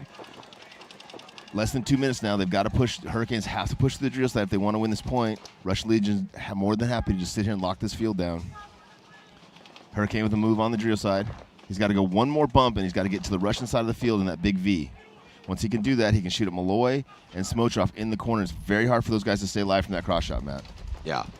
But again, the time is of the essence here. Yeah. It's 1 minute and 35 seconds left. Oh, snake player for the Hurricanes gets eliminated. That's going to cost them. That's going to be it, Matty. Yeah, it was a noble attempt, but here comes Smotrov. He's going to launch. Smotrov's going to run down and clear it out. Immediately switches gears, goes forward, gets 1. And now gets the other.